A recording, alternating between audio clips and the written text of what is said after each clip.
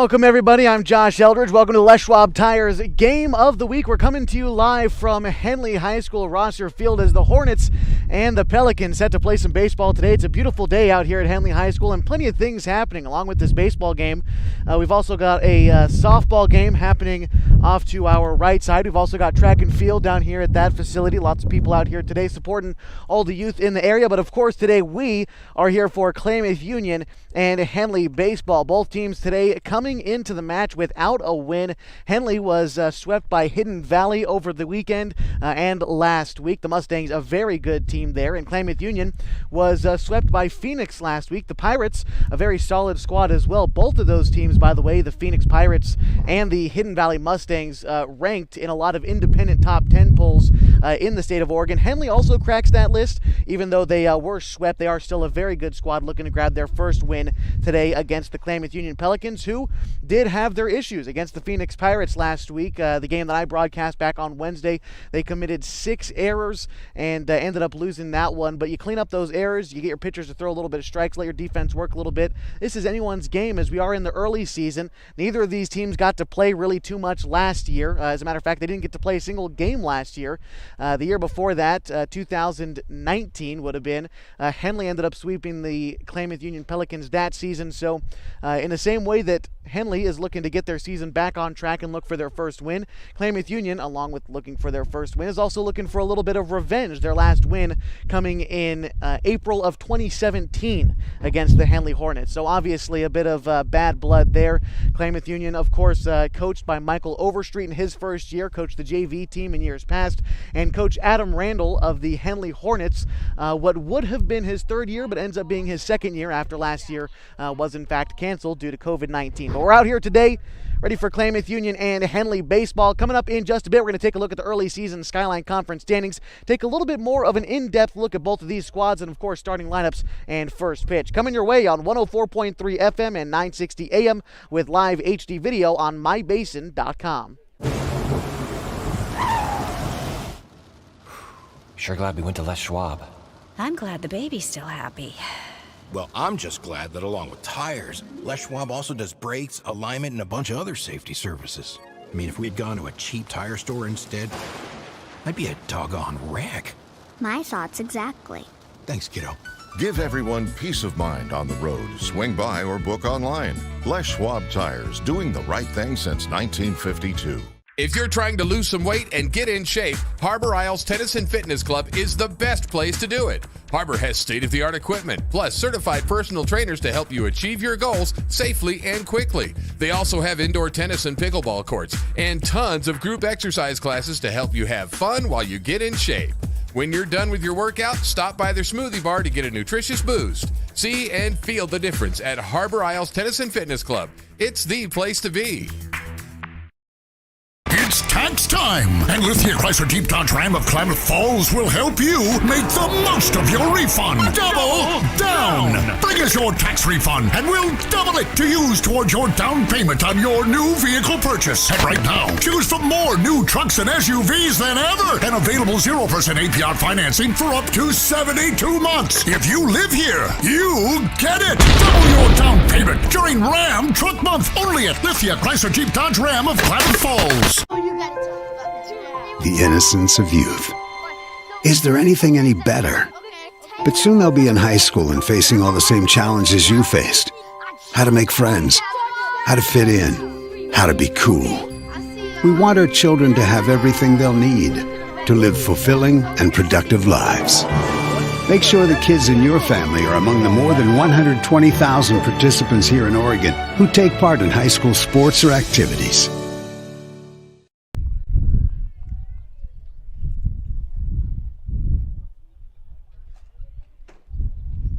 And it's a beautiful day for baseball from Henley High School, live from Rosser Field. The Klamath Union Pelicans and the Henley Hornets set to do battle here in just a bit, as the meeting at the plate's going on right now between the head coaches, Michael Overstreet, first year of the Klamath Union Pelicans, Adam Randall in technically his second season, would have been his third had we not lost the season last year.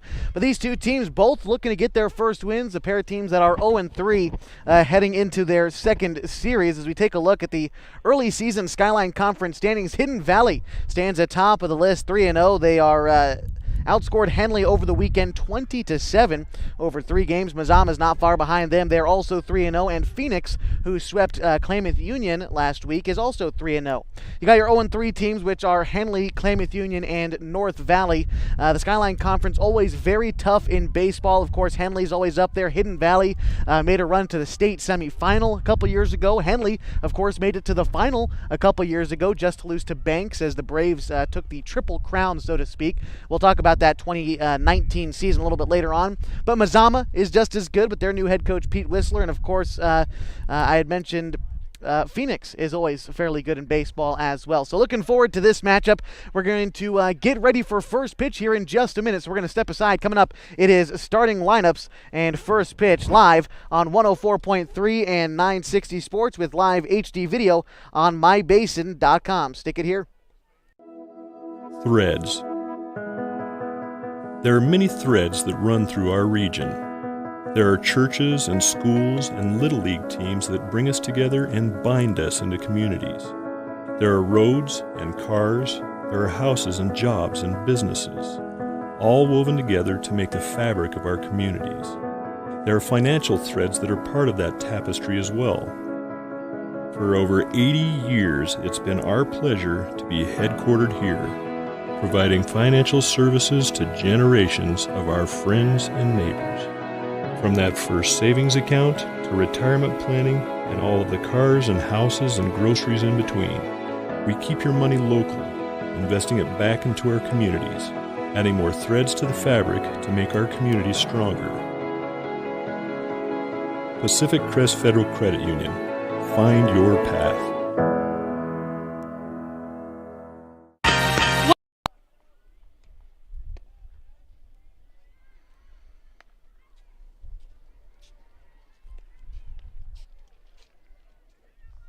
And we welcome you back to 104.3 and 960 Sports HD video on mybasin.com. Today's matchup between the Henley Hornets and the Klamath Union Pelicans as the Hornets take the field. Their starting pitcher today, Dylan Tobias. We'll get a good scouting report on that right-hander as we move throughout the afternoon. The starting lineup for the Klamath Union Pelicans, leading off, number 8, the pitcher, is Caden Coulter. Batting second is number 5, the first baseman, Jacob Cook.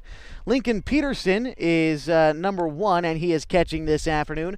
Batting in the cleanup spot, number 16, Garrett Short, the shortstop. Hitting in the 5th spot is number 9, Colin Garrett, the center fielder.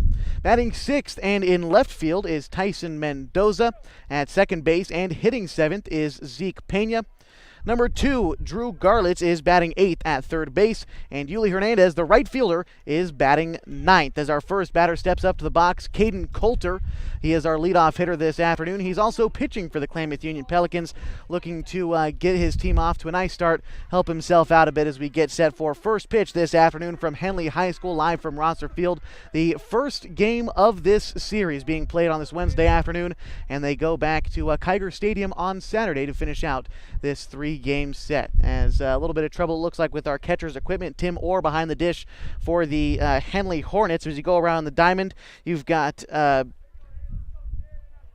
Borsma, Graham, Schwenk, Kelly, Cernowski, Howard, and Sheen. Those last few folks out in the outfield for the Henley Hornets. As we've got Caden Coulter stepping to the dish as we get things set and ready to go this afternoon. A beautiful day for baseball. First pitch coming up about 7 degrees as Tim Orr fires in a strike on the inside part of the plate. First pitch, 4:58 p.m. on this beautiful April Wednesday afternoon. Again, about 70 degrees right now. First pitch should get down in the mid-60s as this game progresses. The 0-1 pitch coming from Tobias is swung on and fouled back. That'll be good for strike 2 to Lincoln Peterson. Caden Coulter at the dish for the Pelicans. He got a pair of hits in the Phoenix series, and on Wednesday did a bit of damage at the plate as well. He's down in an 0-2 count right now. Dylan Tobias choosing his pitch to come down with. Tim Orr behind the plate for Henley. The 0-2 is a breaking ball that misses outside. A ball and 2 strikes to Caden Coulter. Behind him in the lineup again is Jacob Cook and Lincoln Peterson, the first baseman and the catcher, still due up this inning for Klamath Union. The 1-2 pitch coming from Dylan Tobias. Kicks, fires. It's a breaking ball, popped up to the first baseman as Kelly calls everyone off and makes the routine play for the first out in this inning. And the one thing about this Henley Hornets team, as you look around the roster, and 2 years ago, I think it's fair to say this as well, the team that made it to the state championship game a couple of years ago comprised of a lot of seniors and sophomores. And a lot of those sophomores from that team now seniors on this squad. So curious to see how they end up. Jacob Cook, the first baseman, steps in for Klamath Union. The left-hander is awaiting his first pitch as Tobias kicks, fires in a fastball outside for ball one. And as I talk about this Henley Hornets team, again, they made it to the state championship 2 years ago. It was the last season that we got to play baseball in Oregon. They ended up losing to the Banks Braves, who would go on to win the Triple Crown, so to speak. The 1-0 as Jacob Cook takes it outside. That makes it 2 balls and no strikes. And what I mean by the Triple Crown, if you're unfamiliar, is the Banks Braves won the baseball state championship, they won the basketball state championship, and the football championship that year. As the 2-0 coming to Jacob Cook, he misses high, does Tobias. That's 3 balls and no strikes now to Cook, who also plays soccer and basketball for the Klamath Union Pelicans. So a 3-sport athlete at the plate for Cook. He is a senior playing first base this afternoon as Tobias on the mound fires in the 3-0 pitch. Cook taken all the way, and that one is in the zone, the high part of it, for a strike. 3 balls and 1 strike now to Jacob Cook. On deck is Lincoln Peterson, the catcher for the Pelicans, as Tim Orr gives his sign to Tobias from the windup. Tobias fires in a nice strike on the outside part of the plate. Good hard fastball. Fills the count. 3 balls, 2 strikes, 1 out in the inning. That was Caden Coulter, who flew out to first base to start out the game. And the full count pitch as Cook awaits. It is a swing and a miss for strike 3. Jacob Cook goes down. Second out in the inning, and that will bring up Lincoln Peterson. First strikeout of the day for Tobias as Peterson steps in, doing a bit of catching this afternoon for Klamath Union. He also caught last weekend against the Phoenix Pirates. The catching duties for this Pelicans team sort of split between Peterson and Coulter. As Lincoln awaits the first pitch of his at-bat, he swings at one that ends up catching a bit of dirt for strike 1. On deck, should he get the chance this inning, is Garrett Short.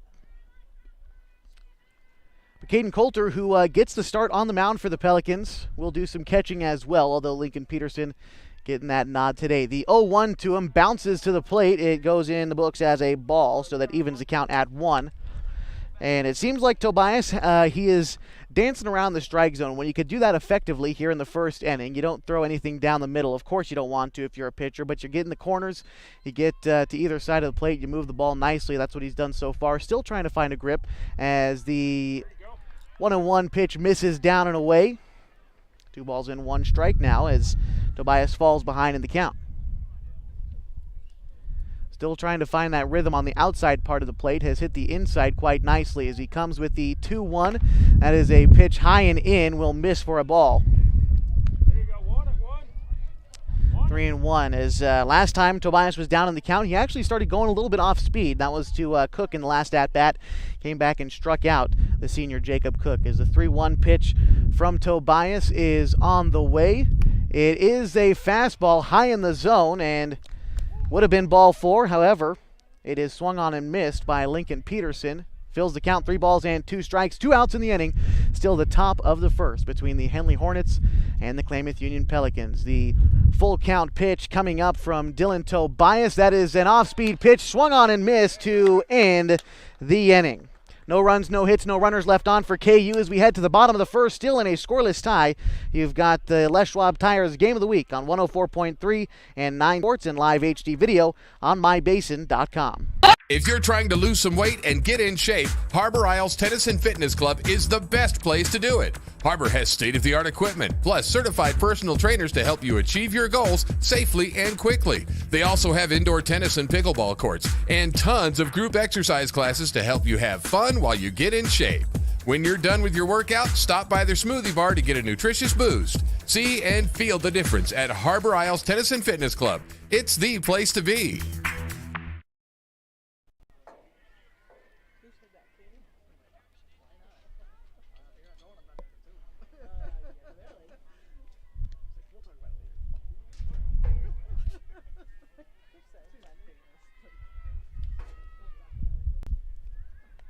Bottom half of the first inning coming up as the Henley Hornets and the Klamath Union Pelicans in their first matchup of the 2020 season. Due up this inning for Henley is going to be Gavin Graham, Tim Orr, and Dylan Tobias. Is the full starting lineup for the Henley Hornets. Batting fourth is number 9, Kevin Kelly at first base. Number 22, Hunter Swank, is the second baseman and batting fifth. Number 1, Skylar Howard, is batting sixth and in center field. In right field and hitting seventh is Owen Sheen. Batting eighth is the third baseman, Blaine Boersma, and Leo Aholt, the designated hitter, batting ninth. Starting on the mound for Klamath Union is Caden Coulter as we go around the diamond defensively for KU. Lincoln Peterson behind the dish. You've got Drew Garlitz at third. Garrett Short is at shortstop. Zeke Pena playing second. Jacob Cook is at first base. Mendoza in left. Colin Garrett in center, and Yuli Hernandez in right field as we get set for the bottom of the first inning.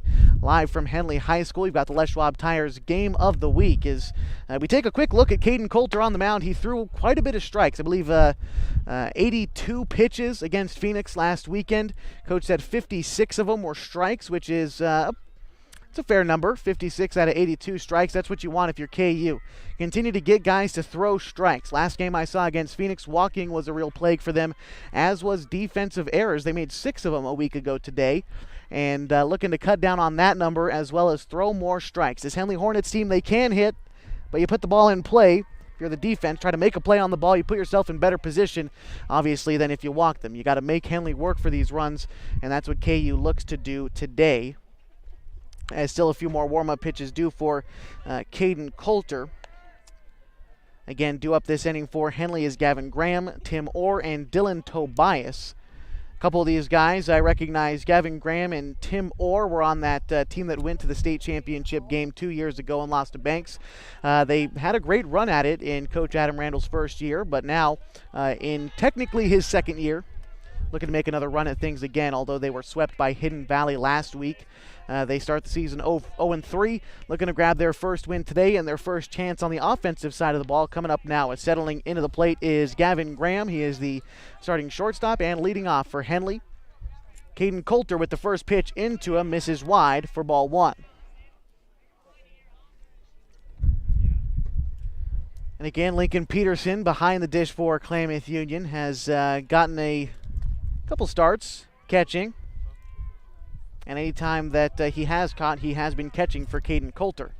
The 1-0 coming from Coulter is a little bit slower and a little bit lower. Misses the zone. 2 balls and no strikes to Gavin Graham, a great leadoff hitter for Henley. Also playing a little bit of football last season for the Hornets. Finished off their season with a win against Crook County, I believe. And that 2-0 pitch does find the zone. 2 balls and a strike now to Gavin Graham, who also, along with playing football, spends a lot of time on the baseball diamond. He, of course, playing high school ball, but also for the Klamath Falls Falcons American Legion team. As the 2-1 to Gavin Graham is going to find the zone. 2 balls and 2 strikes. Caden Coulter primarily pitching from the stretch. He hasn't thrown a pitch from the windup all afternoon yet, and that's what we've seen a lot of KU. Not too many pitches thrown from the windup. As the 2-2 coming from Coulter, that one will miss in the dirt. Count runs full, 3 balls, 2 strikes. Leadoff hitter in the inning is Gavin Graham. He's at the dish right now. Tim Orr, then Dylan Tobias. 3 balls and 2 strikes to Gavin Graham. As Caden Coulter fires in a pitch outside, was a little bit high as well. Will go in the books as a walk. First one of the day surrendered by Coulter, and that brings up Tim Orr.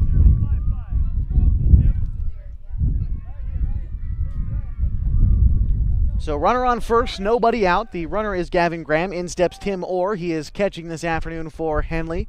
I love Tim, just looking at him right now. He's got the no batting gloves look on. That's always nice to see. A good ball player doesn't wear batting gloves, which I like to see sometimes. Gavin Graham takes off from first. The throw down is just a little bit wide, and Gavin Graham swipes second base.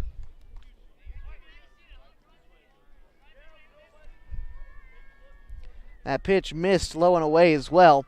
So A ball, no strikes to Tim Orr. He's now got a runner in scoring position as Gavin Graham swipes second base.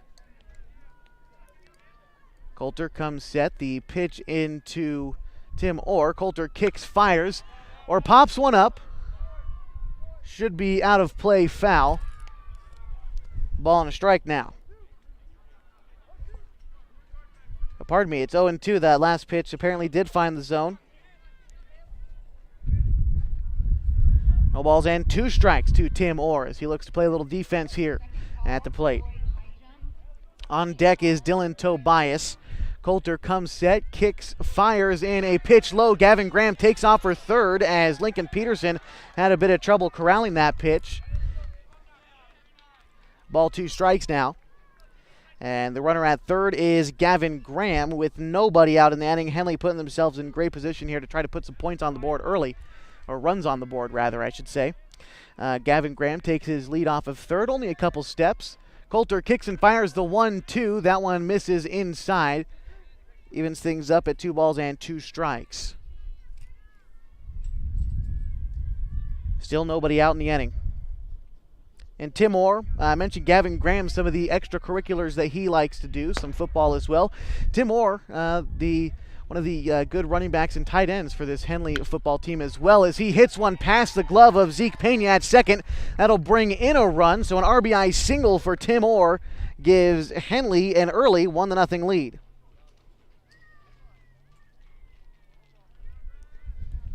That will bring up Dylan Tobias.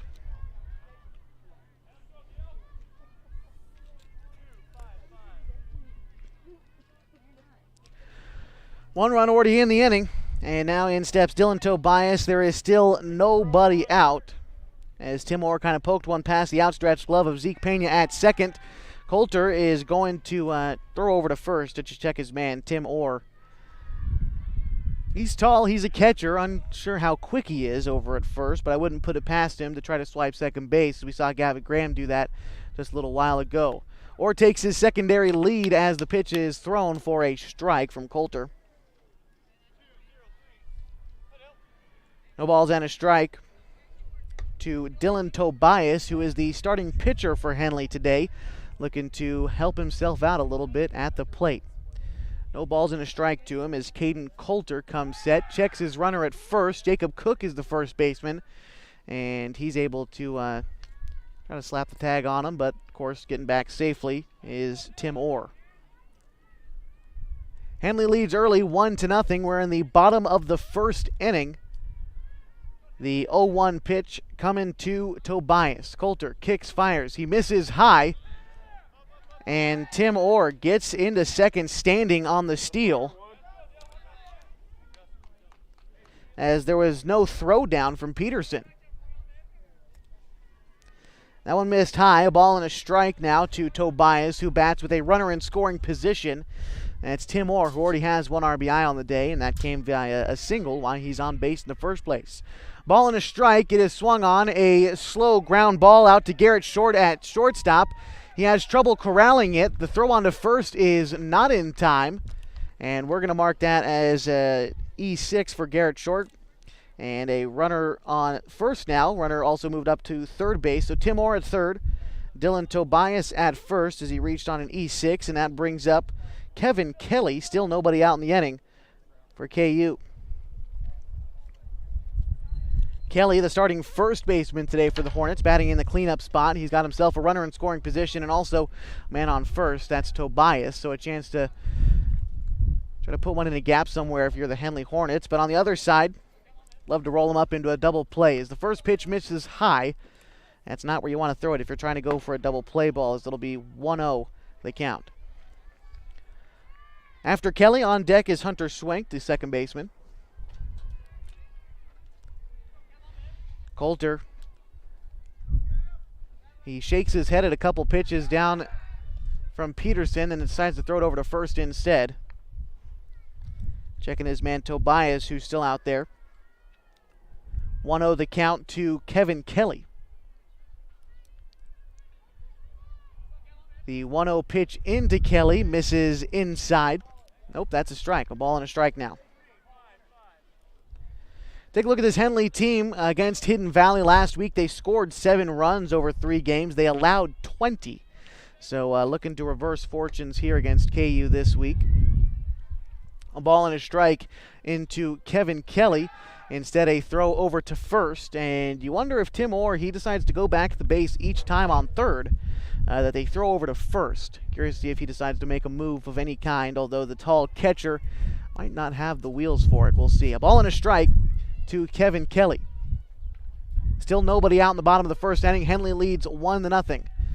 And that one will miss high as Coulter having trouble finishing his pitches, it looks like. Missing high the last couple times. 2 balls and a strike now into Kevin Kelly.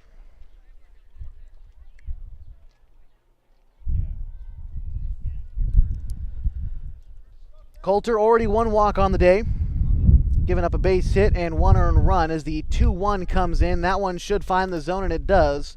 2 balls and 2 strikes. Still nobody out in the inning. Bottom of the first, Henley leads 1-0. Head coach Adam Randall, the third base coach as well, when Henley's at the dish. Not traditional signs given out by Randall. He's yelling out numbers, which I've seen a couple different teams do. And Henley's adopting that as well. Throw over to first is not in time. Dylan Tobias has had to dive back to first about 6 times, it feels like, in this at-bat alone. 2 balls, 2 strikes. 2 runners on as Kevin Kelly stares down the pitcher, Caden Coulter. Coulter comes set, pitching from the stretch. Coulter kicks, fires. That one is fouled back. Count remains 2 balls and 2 strikes. Still nobody out in the inning. Coulter, if he can keep the ball down here, a perfect time to try to roll up a double play if you're KU. And that really is what you're looking for. You can let this runner score. It's not the most important thing in the world. The guy at third is Tim Orr. You can let him score, roll up a double play, get yourself back in the dugout as soon as you can for some offense. Try to even things back up. As the 2-2 pitch, that is a check over to first. The ball goes loose out of Jacob Cook's hand, but no one is moving off of it. Coulter is quite concerned about Tobias at first. He's not gone yet. And he's even in the count. 2 balls and 2 strikes to Kevin Kelly. Coulter kicks, fires, misses high. 3 balls, 2 strikes now. And this might end up moving Tobias at first. So might probably see another throw over from Coulter. He's already given up 1 run in this inning. He's already faced 2 full counts as well. And this is his 3rd full count of the inning. The 3-2 pitch comes in, swing and a miss against Kevin Kelly. 1 out now in the inning. And that will bring up Hunter Swank. Good strikeout to get back into things. And now, if you're Caden Coulter, this is really where you want to find yourself a double play ball as Lincoln Peterson heads on out to the mound to conversate with his pitcher out there, Coulter. It's a beautiful time for us to remind you that this game is brought to you in part by Les Schwab Tires. Having the right set of tires and wheels in your vehicle is just part of an essential safety checklist. That's why Les Schwab does more than install just tires and wheels. You can come on in for a free pre-trip safety check, and they're going to help you make sure everything is in working order at Les Schwab Tires. They've been doing the right thing since 1952. As the conference on the mound is over, Hunter Swank steps into the box. He's got runners on first and third, 1 out in the inning, as his team, the Hornets, lead 1-0 in the bottom of the first inning. Caden Coulter throws his first pitch, and there on the move was Tobias, but in fact there's no throw down as he swipes second with ease, so there goes the double play possibility, and that pitch did miss the zone. A ball and no strikes to Schwenk. Now you can still work on this guy, see if they decide to play the corners in for KU. The third baseman is Drew Garlitz and Jacob Cook, the first baseman, but corners are in fact not in. The 1-0 comes, swing and a miss from Swank. A ball and a strike. 1 out in the inning. On deck after Swank is Skylar Howard, the center fielder. Swank starting at second this afternoon. Haven't seen too much of him. I don't quite know if he was on the team from a couple years ago that went to the state championship. The 1-1 into him is swung on and missed. A ball and 2 strikes now to Hunter. And that's exactly what Coulter wants. When he's able to keep the ball down in the zone, he doesn't throw it terribly hard, but when he's able to get control of the ball, you can place wherever you want to in the lower part of the zone. That's where you want to keep it, and that's what he's been doing right now. A ball and 2 strikes to Schwenk. Coulter kicks, fires, and ends up hitting Schwenk.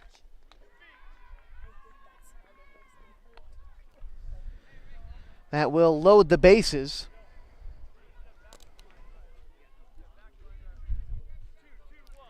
Still 1 out in the inning, but you look at the silver lining here, that does bring back the double play possibility as Skylar Howard steps into the box. The center fielder, bases loaded on first base. It is Schwenk. At second, it's Tobias. And at third, it's Tim Orr. The first pitch into Howard misses wide. Ball and no strikes. And again, Caden Coulter has had a little bit of trouble finding the zone in this first inning. He's been able to try to find the bottom part of it more often than not, as the 1-0 pitch comes in and will miss outside, 2-0. But I mentioned Coulter. He threw 82 pitches against Phoenix last weekend, 56 of them going for strikes. Has had a bit more trouble finding the zone today as he kicks and fires with the 2-0. That one is in there for a strike.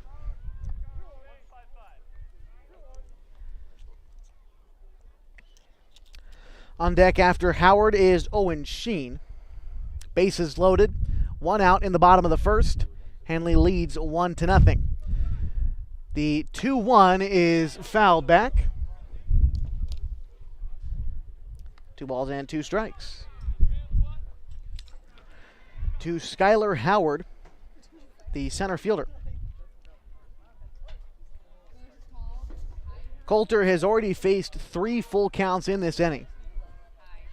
He's in danger of another one. The 2-2 misses. So yet another full count coming up this inning. And unsure exactly of the pitch count for Coulter here in the first. It's definitely got to be up there quite a ways. Again, the 4th full count that he's had to face here in this bottom of the first inning. Still a decent chance for the double plays. Jacob Cook on first. He's playing on the infield grass. And the pitch is swung on and missed for strike 3. 2 outs now in the inning. Bases remain loaded. And in steps Owen Sheen. Second strikeout of the day for Coulter. The first one coming earlier this inning when Kevin Kelly went down on strikes. As in steps Sheen, the left-hander. The first pitch into him is flared out into shallow left center field. 1 run comes in to score. Tobias rounds third and heads for home. He'll come in to score as well. It's a 2 RBI double for Owen Sheen on the first pitch he sees.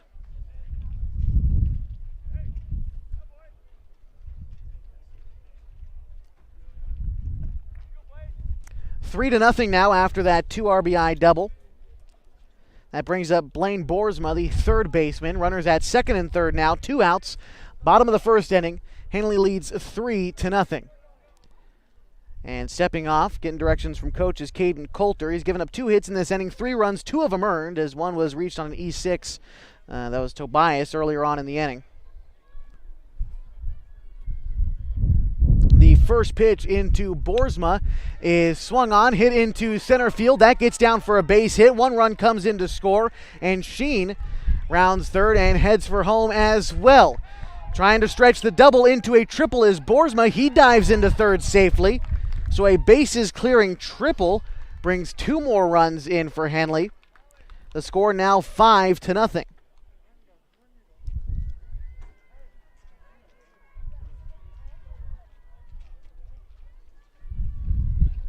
That brings up the 9th hitter in the order, Leo Ahalt, the designated hitter. He is the 9th man in the order. So Henley close to batting around here as Caden Coulter stares him down, kicks, fires, misses high. Ball, no strikes. Runner at third is Blaine Boersma. He tripled home 2 runs just a minute ago. The 1-0 coming from Coulter, kicks, fires, he misses in. 2 balls and no strikes. And a couple of good base knocks for Henley has busted this game a little bit open here in the first. They lead 5-0. The 1-1 pitch coming from Coulter. That one will miss outside.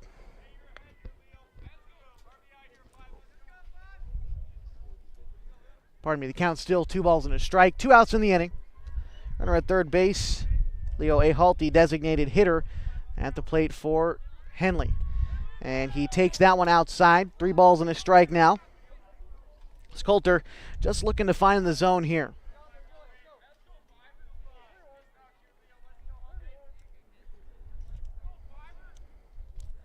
Just looking to find the zone if you're Caden Coulter, who has given up 5 runs in this inning. 4 of them have been earned. The 3-1 ends up coming inside and hitting Leo. Runner stays at third. And a visit on the mound now, as there's runners at the corners. Borsman at third, Ahalt at first. Top of the order now for Henley as Gavin Graham steps in. He actually reached on a walk to open up the game. Came around to score a little bit later on. And he steps in now with 2 outs and runners at the corners as the meeting of the mound proceeds. Good a time as any to remind you that picking the right path can make the journey easier, the distance shorter, and can assure you end up at the right place. Whether you're dreaming of owning a home or just want a great checking account, Pacific Crest Federal Credit Union can help you reach your goals. As the top of the order now due up for Henley. We're in the bottom of the first inning, and the Hornets lead the Pelicans 5-0.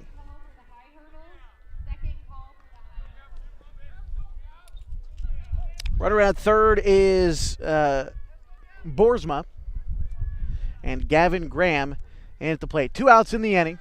Runner is moving, and that one is a ground ball to first, just past the outstretched glove of Jacob Cook. Will end up in right field. 1 run comes around to score. And Ahalt moves all the way up to third base. A single for Gavin Graham brings home 1 more run in this inning. Now runners at the corners. The score 6-0.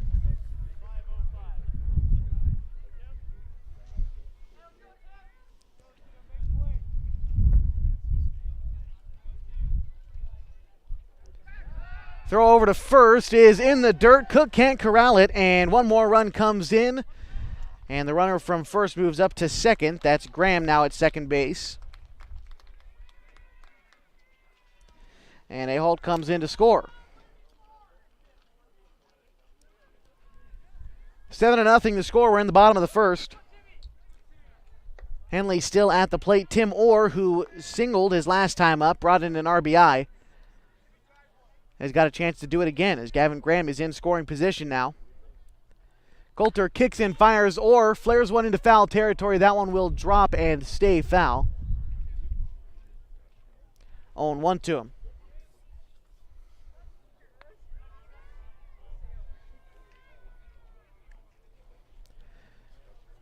No balls and a strike.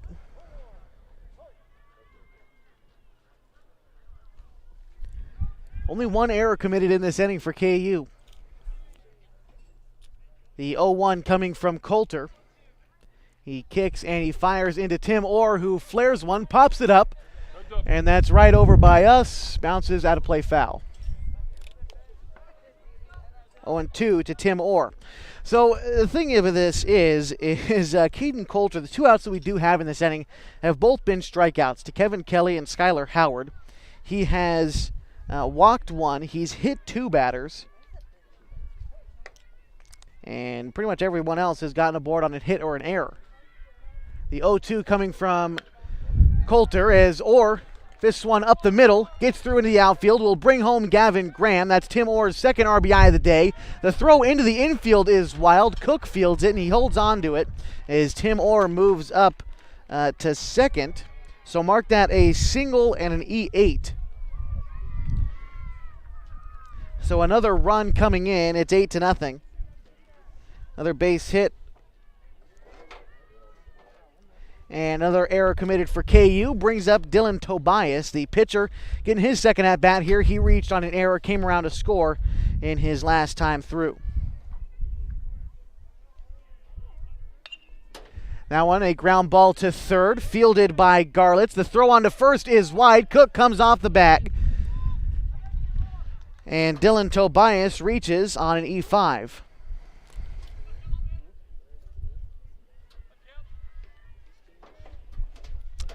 Runners at the corners now, as that will bring up Kevin Kelly, who struck out swinging his last time through.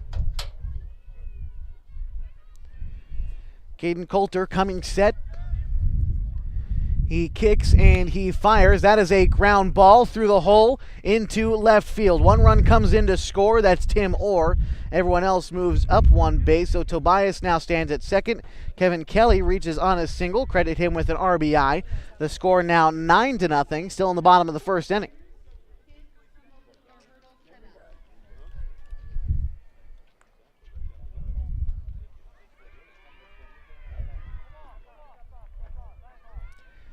And of these 9 runs that have come through in this inning, by my count, only 7 of them earned, which still is not where you want to be if you're Caden Coulter, who's now being talked to by Coach Overstreet out there on the mound in his first year. Coulter is going to have the ball taken from him here in the bottom of the first inning. So we're going to step aside as well. It looks like Drew Garlitz will be taken over for him. We'll give him time to warm up and step aside. You've got the Les Schwab Tires Game of the Week live on 104.3 and 960 and HD video on mybasin.com. Sure glad we went to Les Schwab. I'm glad the baby's still happy. Well, I'm just glad that along with tires, Les Schwab also does brakes, alignment, and a bunch of other safety services.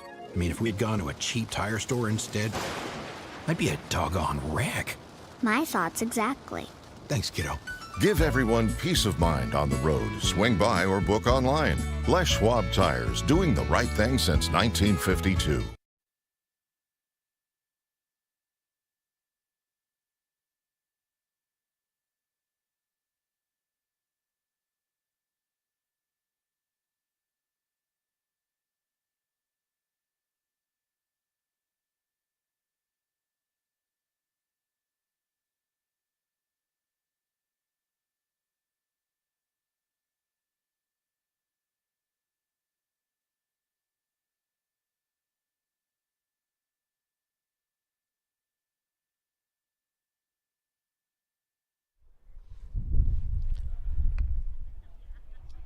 Welcome you back into this one, the Les Schwab Tires Game of the Week on 104.3 FM, 960 AM, the Basin Sports Leader.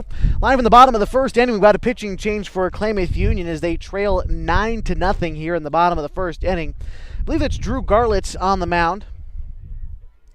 He comes in relief of Caden Coulter, who threw 2/3 of this inning, got 2 strikeouts. He gave up 7 hits, is responsible for a couple runners out there right now. 9 runs came across, only 7 of them earned so far. But again, he is responsible for the runners out there on the bases right now. Coulter struck out 2 and walked 3 in his short appearance this afternoon.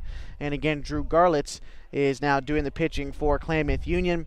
This stepping in now is Hunter Schwenk, number 22. The second baseman was hit by a pitch last time and came around to score earlier on this inning, as Henley has now batted 14 this inning. The 2 men out there on base right now, Kevin Kelly at first, Dylan Tobias at second. Again, both of those are Caden Coulter's responsibility.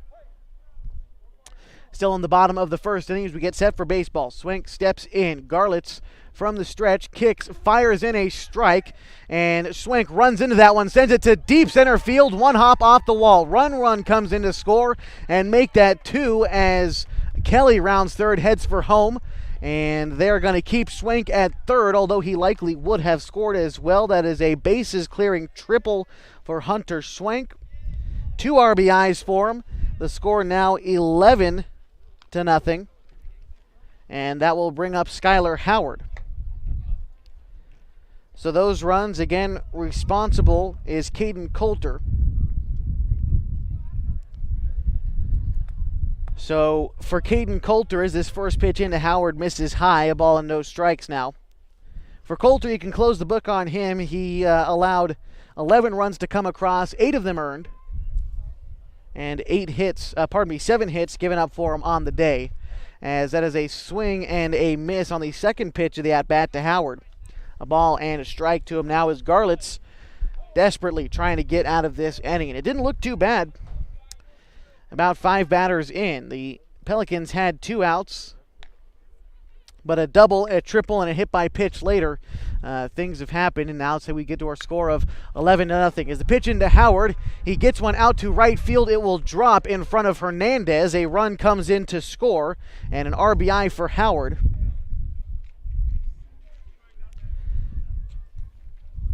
Makes the score 12-0, as Klamath Union is trailing in this one. First run and earned run coming across against Drew Garlitz. As now in steps Owen Shane, the right fielder. He doubled his last time and drove in 2 runs his last time up. He takes the first pitch away for ball 1. And the runner at first is Skylar Howard. Shane starting in right field for Henley this afternoon. Again, he is 1 for 1 on the day and got 2 RBIs his last time through the order as he swings and misses at that one. A ball and a strike now to Owen Shane. On deck is Blaine Boersma.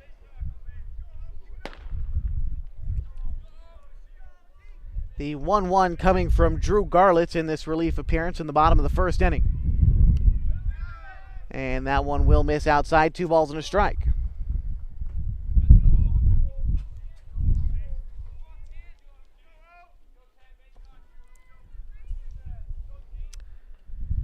Up to Klamath Union now just to try to throw strikes if you're Garlitz. That one ends up missing low, 3 balls and a strike now.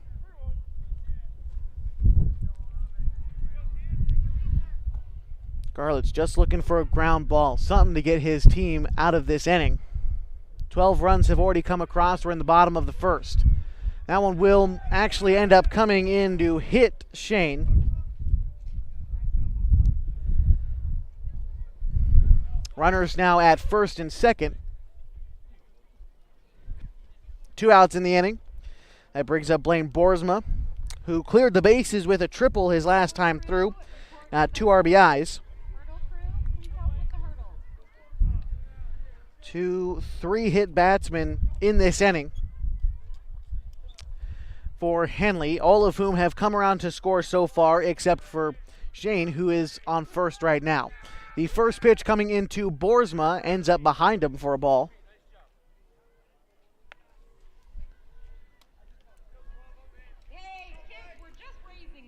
Boersma started the game at third.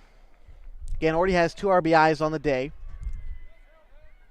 Garlitz has allowed 2 hits. He's allowed 1 walk so far and still has yet to record the final out of this first inning.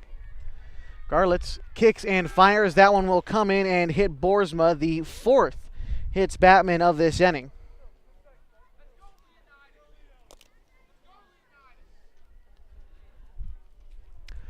Bases loaded for Leo Ehalt, the number 9 hitter in the order. Designated hitter. He was actually hit by a pitch his last time through.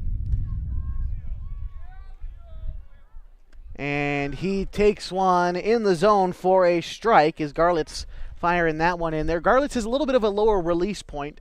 Not quite sidearm, but not quite a normal pitch that you'd see either. Somewhere in between. That's where he's at as he comes set with the 0-1.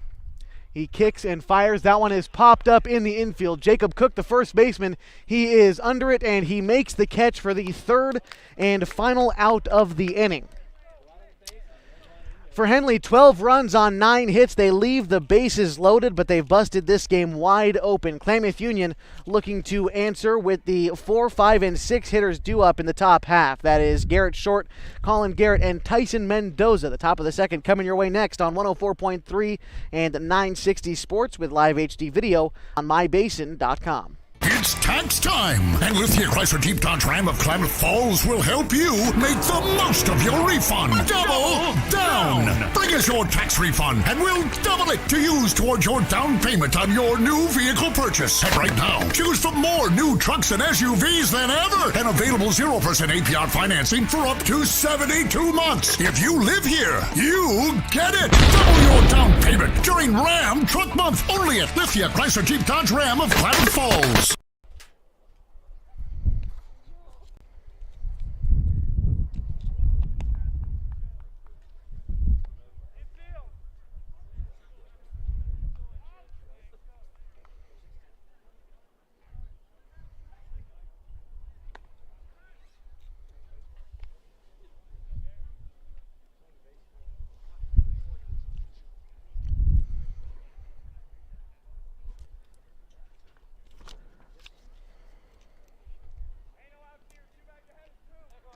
Getting ready for the top of the second inning now, live from Rosser Field on the campus of Henley High School. Lots of other things going on today. There's softball, there's track and field, and of course baseball this afternoon.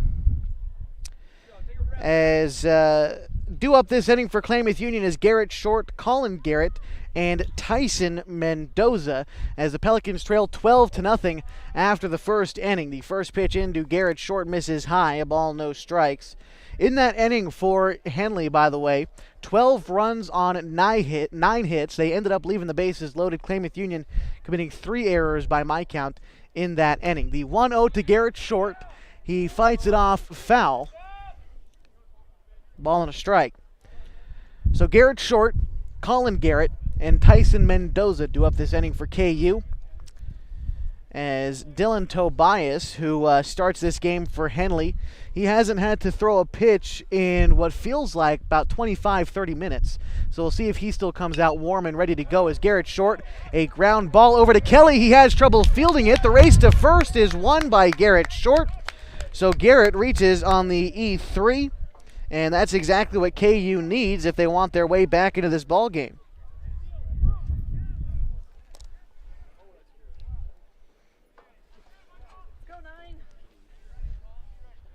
So Garrett Short reaches on the error. That brings up Colin Garrett, the starting center fielder for Klamath Union, the right-hander, stepping into the box now. Tyson Mendoza is on deck. And again, Garrett Short reaching on the error. Klamath Union has still yet to record a hit this afternoon as they trail 12-0 in the top of the second inning. That pitch coming in and missing for a ball. And again, Tobias, who this could become a factor, has not pitched. He's thrown about 5 pitches in the last 25 minutes. We'll see if he still comes out warm and ready to go, as the 1-0 is high but swung on and fouled back. A ball and a strike now as Colin Garrett evens up the count at 1.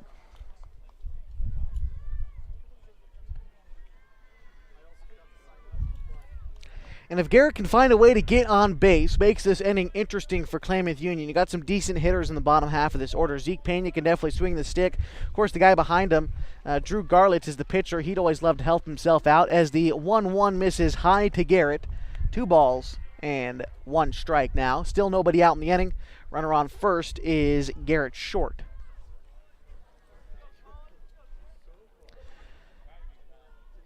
Is the middle infielders, that's Graham and Schwenk, sort of cheated towards second base, waiting for a double play ball, but that one misses high. The 2-1 now to 3-1.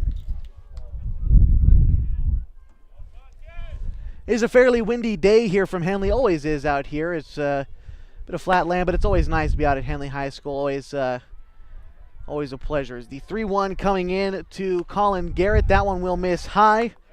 Good for a walk. Now that puts 2 runners on, moving 1 to scoring position.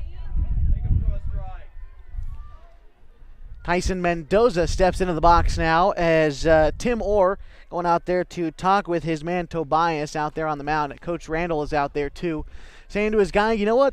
All you got to do is throw strikes. They're up by 12. Let the defense work. It doesn't matter if you let them get a couple hits here or there. If you're Dylan Tobias, just throw strikes. That's all you got to do. And Klamath Union would love to see some strikes. They'd like to hit the ball around a little bit.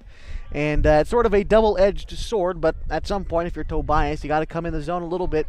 And if you're Klamath Union, you got to take advantage of that. As Tyson Mendoza steps back into the box now, the right-hander getting his first AB this afternoon. Starting in left field, he steps the box with a runner in scoring position at second. He's also got a man at first in Colin Garrett. And again, Mendoza is awaiting the first pitch of his first at-bat today. Kicking and firing is Tobias. Misses low and inside for a ball. 1-0.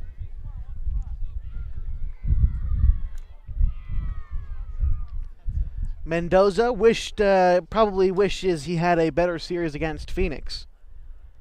But now a chance to do some damage against the Hornets. The 1-0 to him, coming from Tobias. Kicks and fires. That one does in fact find the zone. The inside part of the plate, a ball and a strike. And last inning, when Tobias was a little bit more warmed up, he was painting the corners real nice. Moving inside, moving outside real well. He was moving the ball up and down the zone very well. And now trying to find his groove again. Is Mendoza showing bunt on the 1-1. The pitch comes in. It's low. Did he pull back in time? He did not. A ball, 2 strikes. As Mendoza watched that one go all the way through the bottom. Missed the zone low, but he didn't pull the bat back far enough before the ball crossed the plane. A ball and 2 strikes to Mendoza. That one misses low and in. 2 balls, 2 strikes to him now. Decent count for Mendoza. Still has to defend. Defend the plate just a little bit. 2 balls, 2 strikes into him. And the throw to second is corralled out there by Schwenk. The score in the top of the second inning. Henley 12, Klamath Union 0. So we're still sort of just getting started this afternoon from Henley High School. Klamath Union, a good opportunity here to try to put some runs on the board. Nobody out, and runners at first and second. The 2-2 into Mendoza misses high. Mendoza's, his eyes lit up. He wanted to swing at that one, but good job holding back. The count runs full. 3 balls and 2 strikes. As those high fastballs, they look real good, but they are dang near impossible to hit. So good job by Mendoza to hold off on that one. Running the count full. 3 balls and 2 strikes. The pitch coming from Tobias is swung on and missed. A big strikeout for the Henley Hornets. And still runners at first and second, although 1 out. Is the 3rd strikeout of the day for Dylan Tobias. And in steps now Zeke Pena, the senior second baseman for KU. Pena, he puts the ball on the ground. He can definitely move. He's a running back for the football team. He can definitely move his feet. The first pitch into Zeke Pena as Tobias fires in a swinging strike 1.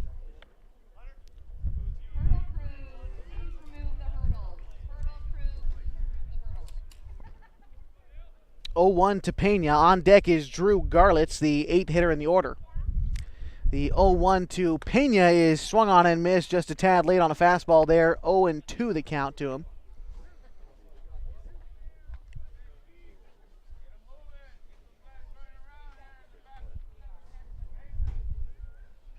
The 0-2 coming to Zeke Pena, swung on and missed in the dirt.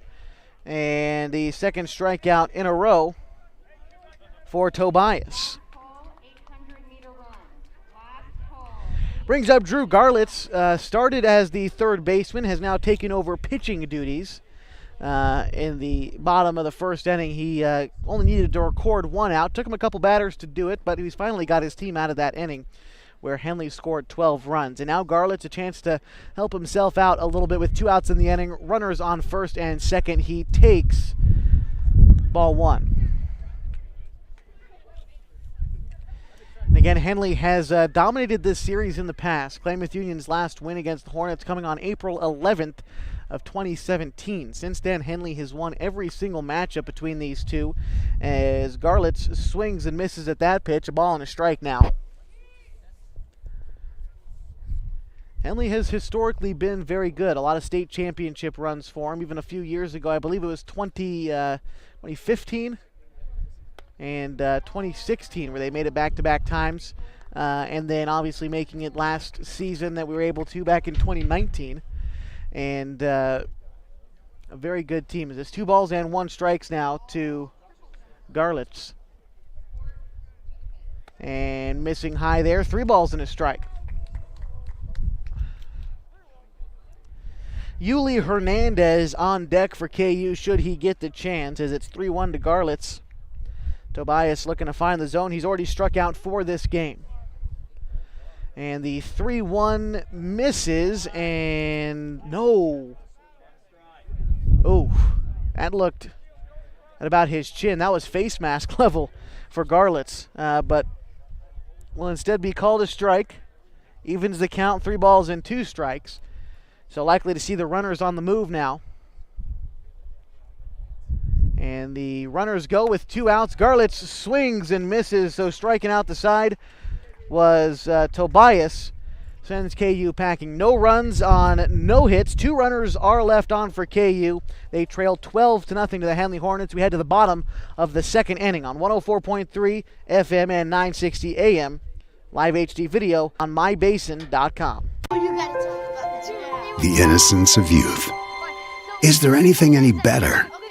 But soon they'll be in high school and facing all the same challenges you faced. How to make friends, how to fit in, how to be cool. We want our children to have everything they'll need to live fulfilling and productive lives. Make sure the kids in your family are among the more than 120,000 participants here in Oregon who take part in high school sports or activities.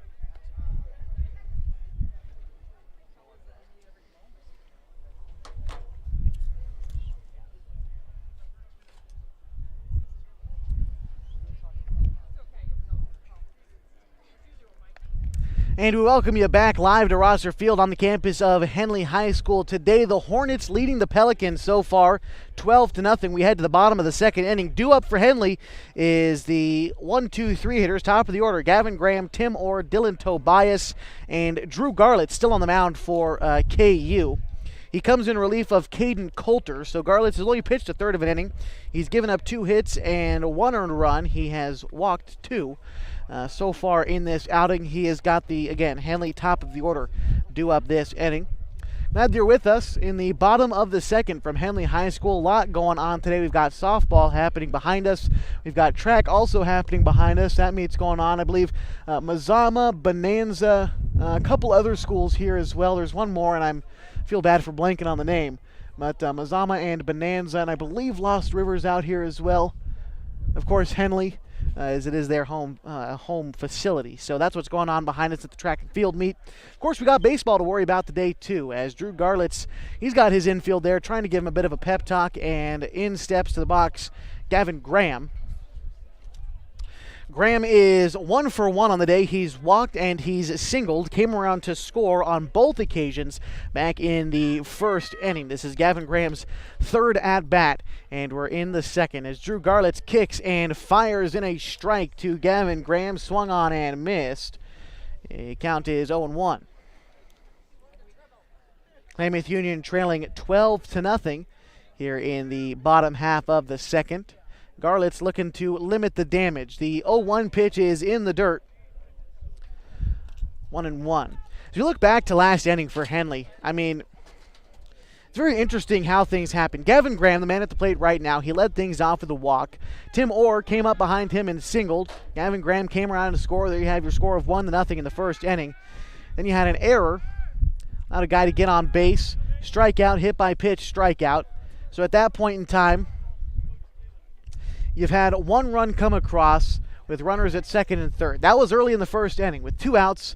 The score had only been 1-0, I believe, maybe 2-0, if I'm remembering right. As the 2-1 misses low, 3 balls and a strike now to Gavin Graham. Then, as Henley, it looked like KU was about to get out of the inning, only giving up 2 runs. Then you had a double, a triple, a hit by pitch, back-to-back singles, and things just derailed for KU from there as the 3-1 misses high to Gavin Graham. He is aboard for the second time today on a walk.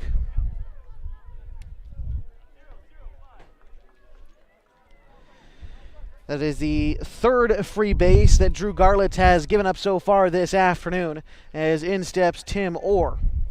Orr so far on the day has singled twice. He's got 1 RBI. That pitch ends up outside off the glove of Peterson, but no runners moving, just 1 ball and no strikes. And Gavin Graham, who is on first base right now, he reached on a walk in the first and also singled. Tim Orr, who's at the dish right now, he singled his last time through, came around to score. Before that, in his first at-bat of the game in the first inning, had an RBI single that brought home Gavin Graham. As that pitch is low and in the dirt, gets back to the backstop. And Gavin Graham moves up to second. 2 balls and no strikes to count to Orr.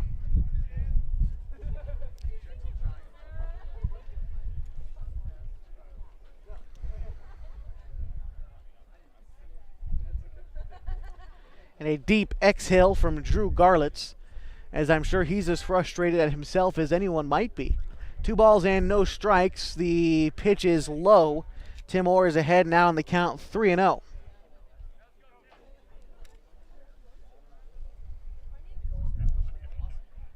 And if you're Garlitz out there, you just got to reset, find your center, fire in a couple strikes. The 3-0 comes inside. That one does find the zone to Tim Orr, 3-1 now.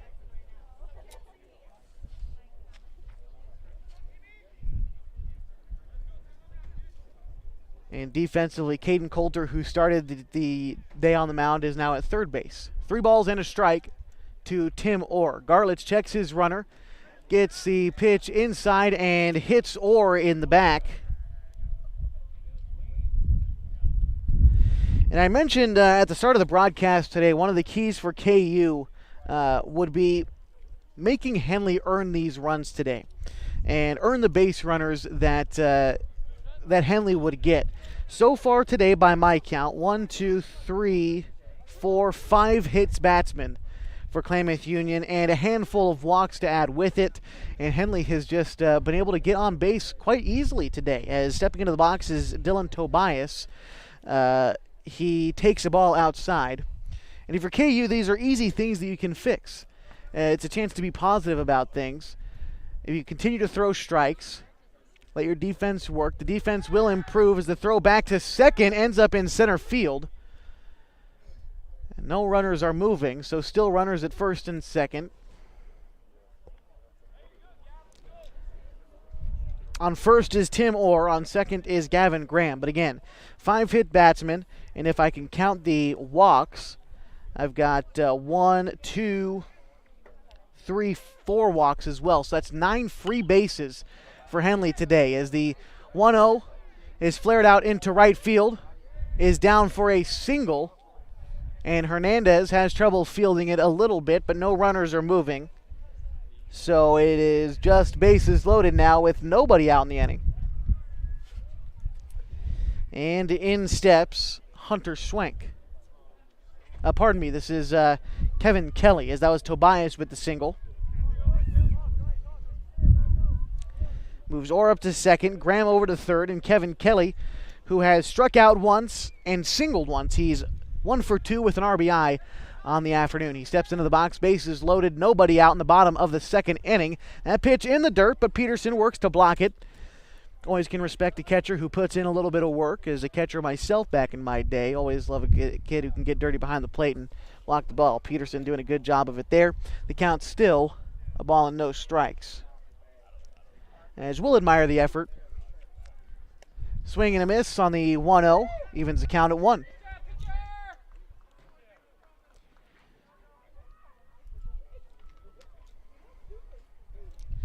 By my count as well, of those 9 free bases I was talking about for Klamath Union, as the 1-1 comes in, it is hit in the air to left field. Going back against the wall, it is gone. A grand slam for Kevin Kelly.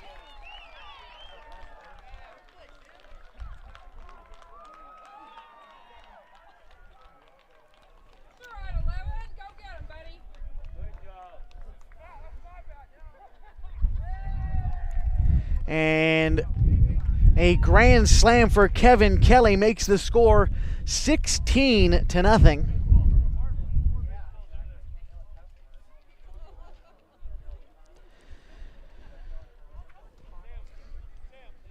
And Garlitz now has got an opportunity to work with the bases empty. He goes up against Hunter Schwenk, who has been hit by a pitch and tripled back in the 8th inning. He's got 2 RBIs on the day so far.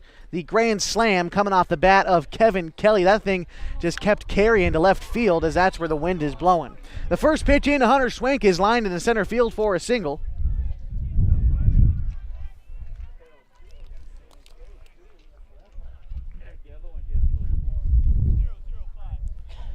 And that will bring up Skylar Howard, who has struck out and singled on the day. He is 1 for 2.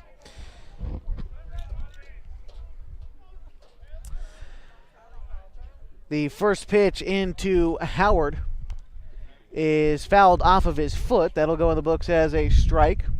And I'll have to recount. So let's see. 2, 3, 4, 5. 5 of the 9 free bases, as we're talking about hit by pitches or walks for Klamath Union, have come around to score. You limit that, you take off 5. It is still 11-0, but those runs, you wonder how they extend innings, things like that. As the 0-1 into Skylar Howard is lofted into right center field. Bit of a miscommunication in the outfield, but I believe Colin Garrett came away with the catch in center at the last possible moment, calling off Yuli Hernandez. So that'll go in the books as an F8. Still a runner at first base. Brings up Owen Shane. Good play out there in center by Colin Garrett.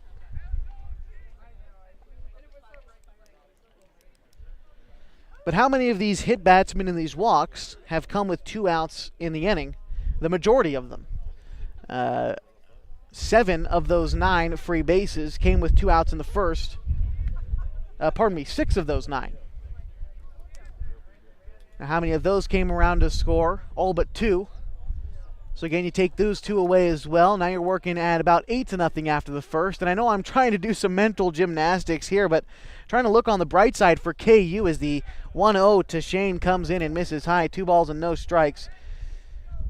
I don't like to be one of those guys who says, well, if you look at the score, you take this away, we're only down by this amount. But really, if you limit the free passes for Klamath Union, this game would still be a decently wide margin. By my count, probably 5 or 6-0 at this point, aside from that grand slam that we saw a few short minutes ago.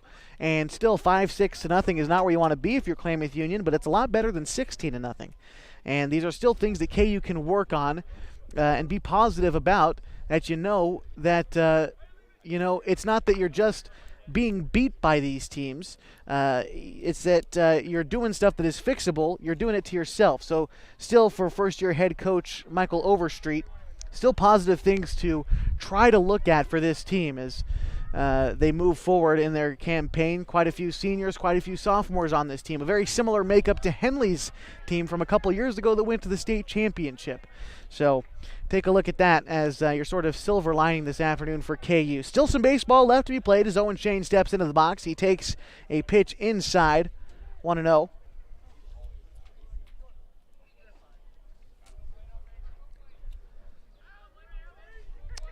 Garlitz comes set with the 1-0 pitch. That one will miss high, 2-0. And again, at this point for Garlitz, don't got to throw too many off-speed pitches. Just find the zone. You don't even have to throw the hardest that you can if you're Garlitz. Find the zone. Get yourself out of this inning. The 2-0 pitch is popped up. Will end up foul. 2-1.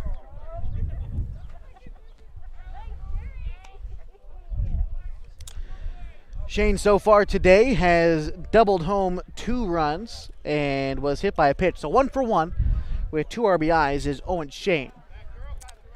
The 2-1 comes set with Garlitz. That one is fouled down the third baseline. 2 balls and 2 strikes now. We're in the bottom of the second inning. Henley leads 16-0 over Klamath Union. There is 1 out in the bottom of this second inning. 2 balls and 2 strikes to count to Owen Shane.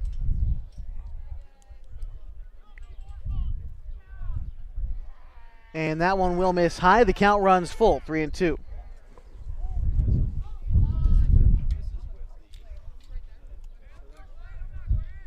One out in the inning. Runners at first and second.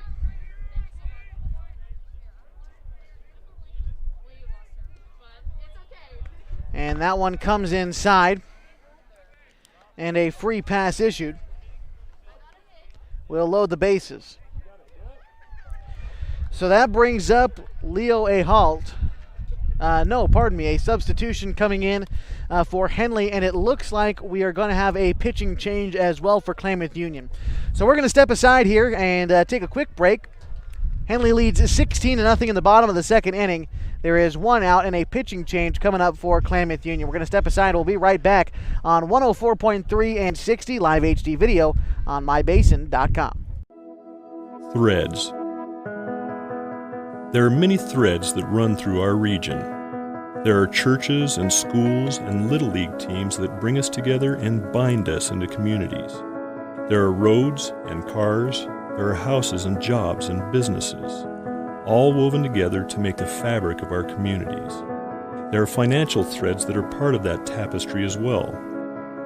For over 80 years, it's been our pleasure to be headquartered here, providing financial services to generations of our friends and neighbors. From that first savings account to retirement planning and all of the cars and houses and groceries in between, we keep your money local, investing it back into our communities, adding more threads to the fabric to make our communities stronger. Pacific Crest Federal Credit Union. Find your path.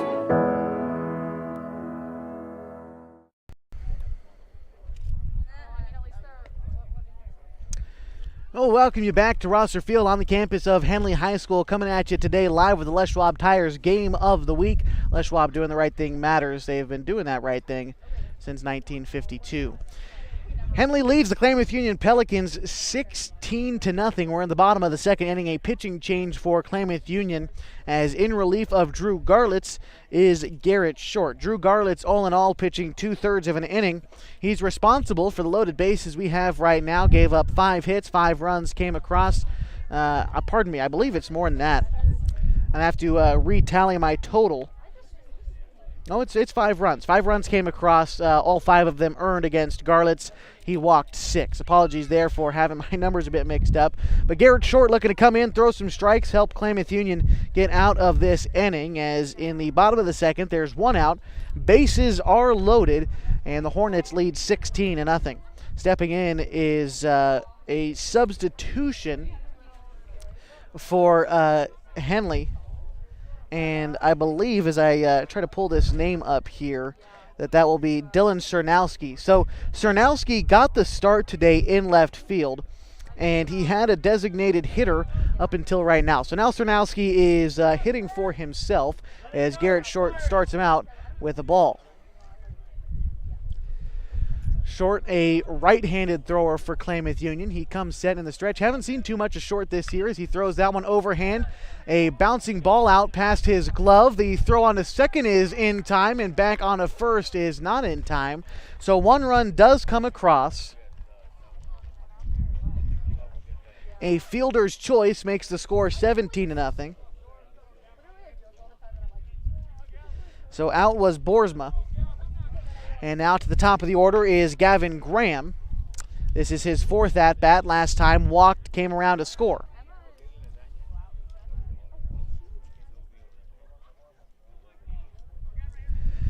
First pitch to Gavin Graham from Garrett Short is high and away for a ball. And Garrett Short, Gavin Graham. Well, I don't think Garrett played this year, but has played on the Falcons, Klamath Falls Falcons in the past. I don't quite remember if he played this past summer. I know Gavin Graham does. Either way, they have been teammates in the past, so bit of a clash on the mound and at the plate. There is the 2-0 now. The count after that one misses low. Runners at first and third, 2 outs in the bottom of the second. Henley leads 17-0 against Klamath Union. 2-0 the count to Gavin Graham, who's already walked twice today. Gavin Graham takes that one outside, 3 balls and no strikes now. As Klamath Union, they are having trouble throwing strikes today. As 3-0 the count to Gavin Graham. That one will miss high and load the bases. A 4-pitch walk on the second man that Garrett Short faces out of the bullpen.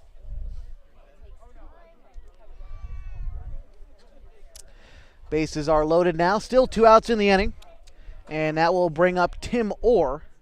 Earlier this inning was hit by a pitch, came around to score off the grand slam from Kevin Kelly. As Tim Orr takes the first pitch, he sees it's high for a ball. Looked like that was probably in the zone. Well, it's been in the umpire's zone all day. It's kind of moved up and down, fairly consistent side to side, but our umpiring crew today is, fair to say maybe he's missed up and down a little bit, as that one misses outside. 2 balls and no strikes.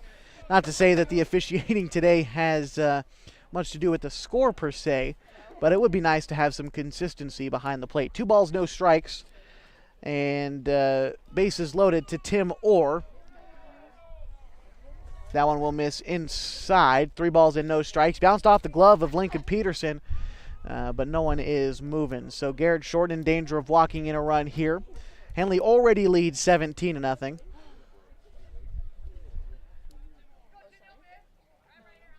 And the 3-0 count to Tim Orr. Garrett Short fires in a strike. It's fouled back, 3-1.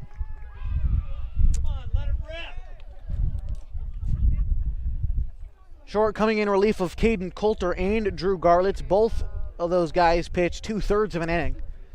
As a count 3-1 to Tim Orr.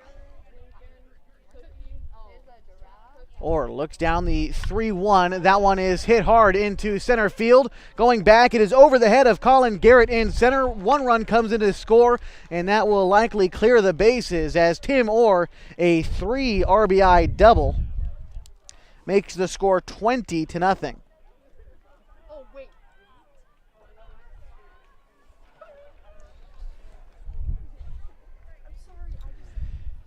And again, a double, 3 RBIs for Orr. That's 4 on the afternoon for him, as that brings up Dylan Tobias, who reached on a single his last time through.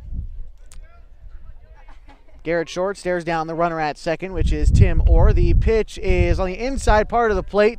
It is hit out to the second baseman, Zeke Pena, who is unable to bring it in. And Dylan Tobias reaches on an E4. That is the 4th error of the day for Klamath Union. And that is a costly error for Zeke Pena. Dylan Tobias gets aboard. He's reached on an error 3 times today after that at-bat. That brings up Kevin Kelly, who earlier this inning hit a big grand slam. You can see he's hacking for the fences there as he swings right through a high fastball, 0-1. And it looks like we're going to have a bit of a pinch runner coming in for Henley, as Dylan Tobias, the pitcher, who just reached on an error, they're going to let him grab a second in the dugout with 2 outs in the inning. Henley leads 20-0. 8 of those runs coming here in the bottom half of the second.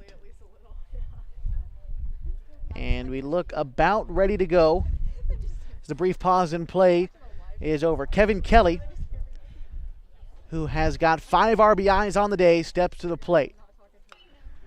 That one is swung on and fouled back. No balls and 2 strikes to him.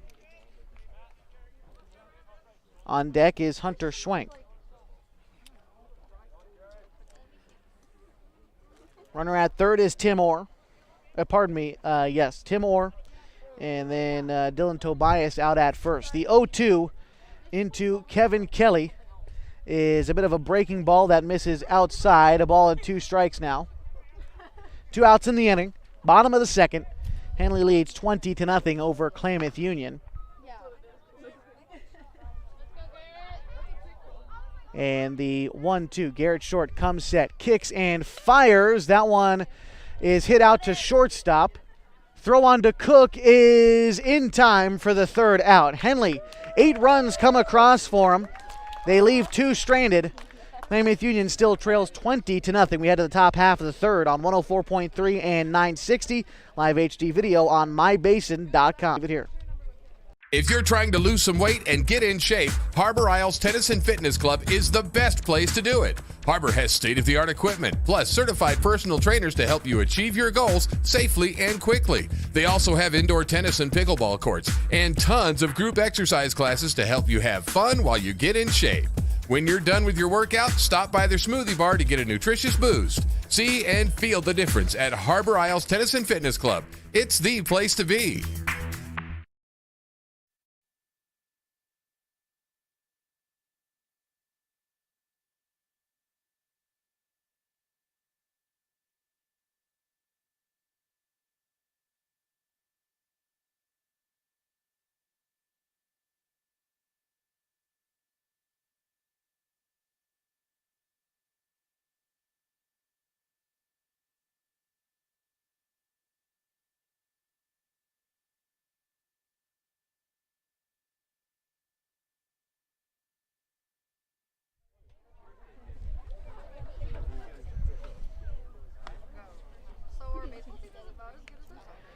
And we welcome you back to the Les Schwab Tires Game of the Week on 104.3 and 960, live HD video on mybasin.com. To the top of the third inning we go. Henley leads 20-0. A new pitcher coming in for the Hornets, and that would be number 2. I believe that's Matt Douglas. Douglas comes in relief of Dylan Tobias, who pitched 2 complete innings. Hitless baseball, no runs came across either. He struck out 4 and he walked 1. His first order of business is facing the 9, 1, and 2 hitters for Klamath Union. That is Yuli Hernandez, Caden Coulter, and Jacob Cook, due up in this top half of the third inning for Klamath Union, who trails 20-0 against Henley High School. Klamath Union, they got a little bit going in that last inning in the top half of the second. Got a runner in scoring position, and then Tobias came out with 3 strikeouts in a row, striking out the side after getting a man in scoring position. So Klamath Union, they know they can hit the ball. Just a matter of trying to put something in play here. They have yet to record a hit on the day, but able to get on base. It really doesn't matter how you get on base, just got to do it. They'll take an error. They'll take a walk. Of course, they'll take a base hit or 2, but they need to cut into this lead soon, or this one is not long, as the mercy rule in Oregon is 10 runs after 5 innings. So, unsure if Klamath Union is going to be able to carve that far into the lead, but of course we're rooting for them to do so. Yuli Hernandez steps into the box. Matt Douglas coming out in relief. The right-handed thrower is pitching from the windup. The first pitch is grounded towards third. Boersma fields it. The throw on to first. Kelly with the outstretched glove. It is in time. Classic 5-3 goes into the books, and the first out here in the top of the third. Back to the top of the order for Klamath Union. And brings up Caden Coulter. Coulter popped out to first his last time through the order. Coulter also started on the mound today for Klamath Union, has since moved over to playing shortstop, as the first pitch from Douglas is low and in the dirt for ball 1. And for Klamath Union, who has yet to record a hit on the afternoon, they have had a couple of base runners, both coming in the top half of the second on an error and a walk. The 1-0 into Coulter is a ground ball out to short. Graham fields it. The throw is wide. It brings Tim Orr off the bag, but the tag is applied on the back end. 2 outs in the inning.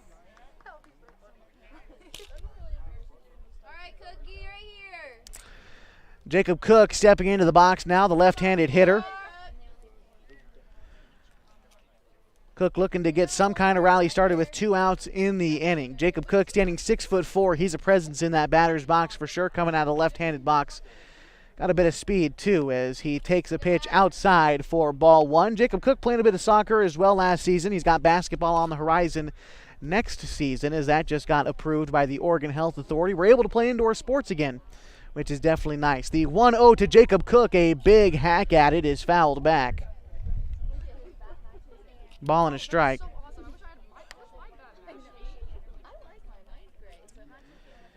And as we talk about basketball, just look forward for guys like Jacob Cook, a couple other basketball players on this Klamath Union team. You have Garrett Short. That's the only other name I recognize, as the 1-1 is wide. 2 balls and a strike to Jacob Cook.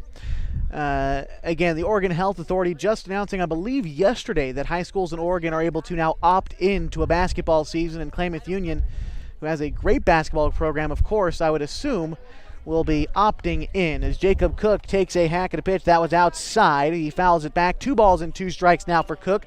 He's got a long swing, but he is tall as well. Again, standing 6'4". Of course, he's going to have a big swing. He took a hack at that one, fouled it back. 2 balls and 2 strikes for him now. Cook struck out back in the first inning, as Matt Douglas comes set with the 2-2. That one misses in the dirt. A full count now.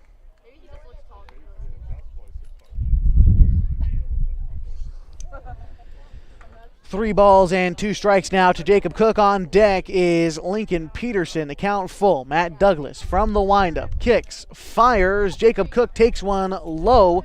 That one actually bouncing to the plate, and Cook gets aboard with a 2-out walk. Brings up Lincoln Peterson. He struck out back in the first inning. He was one of Dylan Tobias's 4 strikeouts that he had in his 2 innings of work. 5 strikeouts that he had in his 2 innings of work. Is Lincoln Peterson stepping into the box now. Runner at first is Jacob Cook.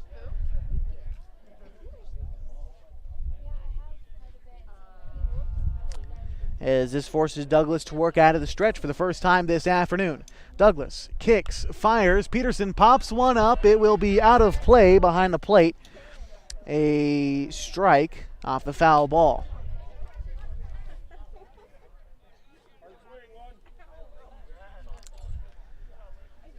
Peterson stepping back into the box now. On deck, should he get the chance, is the guy who's now pitching, Garrett Short. The 0-1 will come in and hit Peterson. He will get aboard. So back-to-back free passes for Klamath Union. And that will bring up Garrett Short. Now the guy on the mound is Garrett Short for KU. He will go back out there and he will pitch. A chance now to help himself out just a little bit. The team is down 20-0 in the top half of the third. Although you never know. Baseball is a funny sport that way. You can get something going if you're Garrett Short. He reached on an error in the 2nd inning. Ground ball to first. Tim Orr takes it himself for the 3rd and final out. Klamath Union, no runs in this inning, no hits, 2 runners left on, no errors for the Hornets.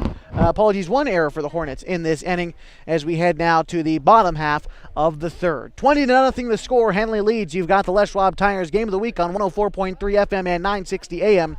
The Basin Sports Leader, live HD video on mybasin.com. Sure glad we went to Les Schwab. I'm glad the baby's still happy. Well, I'm just glad that along with tires, Les Schwab also does brakes, alignment, and a bunch of other safety services. I mean, if we'd gone to a cheap tire store instead, I'd be a doggone wreck. My thoughts exactly. Thanks, kiddo. Give everyone peace of mind on the road. Swing by or book online.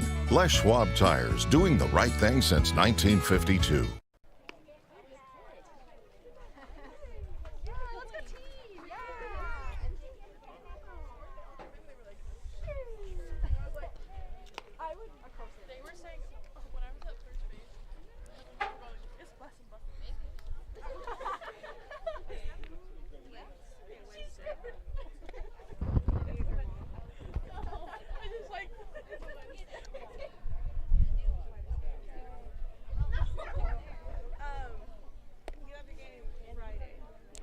And we welcome you back to the Les Schwab Tires Game of the Week on 104.3 FM, 960 AM, the Basin Sports Leader. Live HD video on mybasin.com. To the bottom of the 3rd inning we go. Henley leads 20-0 over the Klamath Union Pelicans. Appreciate you being with us this afternoon as Garrett Short is on the bump for KU. He is set to face the 5, 6, 7 hitters in the Henley order. That is Hunter Schwenk, Skylar Howard, and Owen Shane. Short looking to get out of this inning relatively painless, as his team already trailing 20-0. They gave up 12 runs in the first, 8 in the second. Garrett Short comes in relief of Caden Coulter and Drew Garlitz. Short has been relatively efficient. He has in his 5 batters faced in relief so far. Got a guy to ground into a fielder's choice. He walked one. He allowed a double. He probably should have gotten out of the inning after an error, allowed a man to reach base, and then he did get out of the inning with a 4-3 ground out. So Short just looking to allow guys to put the ball in play a little bit. Again, Klamath Union has issued, by my count, 10, 11, 12 free passes. That's including walks, hit batters, and errors. That's 12 free base runners for Henley this afternoon at Klamath Union. Again, these are things that can be coached up. They can be cleaned up. It's not like they're just getting hit up and down out of the ballpark. And although Henley does have 13 hits, a lot of these have come with 2 outs, the free passes, as Garrett Short fires in a ball to Schwenk. As he comes set with the second pitch, the 1-0 also misses low, 2 balls and no strikes. And again, if you're Coach Overstreet, you see, look, our pitchers are not being hit super hard often. We just got to clean up the defense and make sure our guys throw strikes. These are fixable things for KU, but hoping that they're able to fix these things. As Hunter Schwenk hits one out to right field, it's off the glove of Hernandez, but he is able to not let it get past him too much. Will go in the books as an E9. Schwenk reaches the base. Another error for KU, 5 on the day. And that will bring up Skylar Howard. Garrett Short fires in a high strike. That is a ground ball out to Coulter. The throw on to first is in time. So Coulter, throw on to first is good for the out. However, a runner does move up to second. That's Schwenk. In steps in Owen Shane. Shane today has been hit by a pitch. He's walked, and he's also doubled. He's got 2 RBIs on the day from that double. Garrett Short allows a pitch to get high against Peterson. He can't corral it, but no runners moving, as that will go in the books as ball 1 to Owen Shane.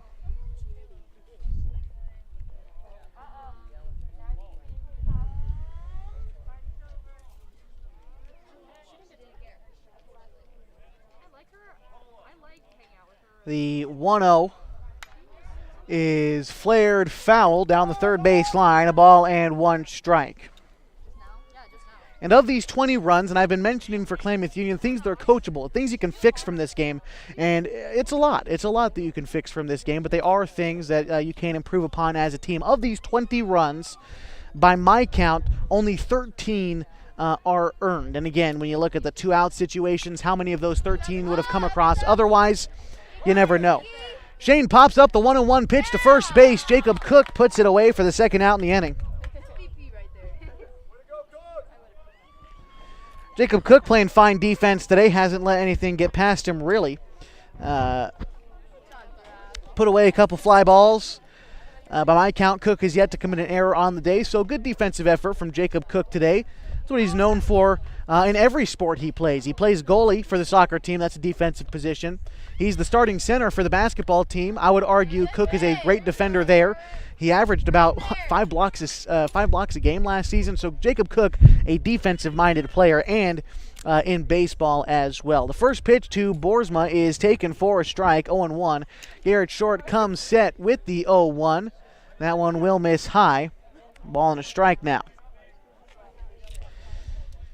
Boersma today has been hit by a pitch. He's walked, and he's also got a triple today. So technically 1 for 1 on the afternoon with 2 RBIs. There's a ball and a strike to him now. Garrett Short comes set, kicks, and fires a foul ball, strike 2. On deck, should he get the chance, is Cernowski.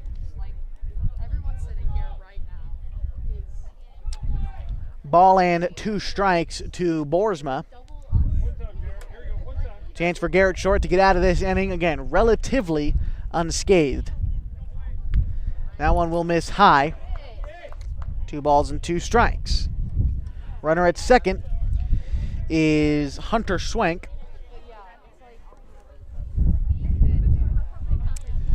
2 balls and 2 strikes, the count to Boersma. Garrett Short comes set, looks down his runner, kicks and fires to the plate. That one is pushed into left field for a base hit. And they are going to keep Schwenk at third, so a base hit for Boersma. Puts runners at the corners with 2 outs in the inning. And that will bring up Cernowski. Cernowski already today has grounded into a fielder's choice. It was his first at-bat back in the second inning. And the first pitch to Cernowski misses high. Peterson can't squeeze it, but no runners are moving, so a ball and no strikes now.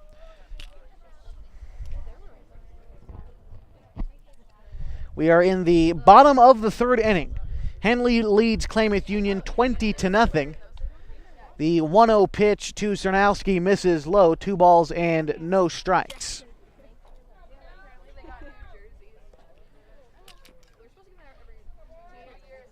Stronowski again, this is only his second at-bat. He grounded into a fielder's choice in the second. The 2-0 to him, misses outside. Stronowski actually started this game being hit for. He had a designated hitter in his spot. He started out in left field and now getting to hit for himself. He's ahead in the count, 3 balls and no strikes. The 3-0 to him is popped up and foul.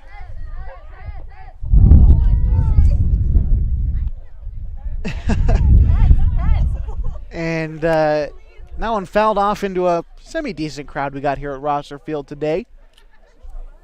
Make sure everyone's paying attention back there. 3 balls and 1 strike to Stronowski. That one bounces, and no one is moving, but it is good for ball 4 and will load the bases.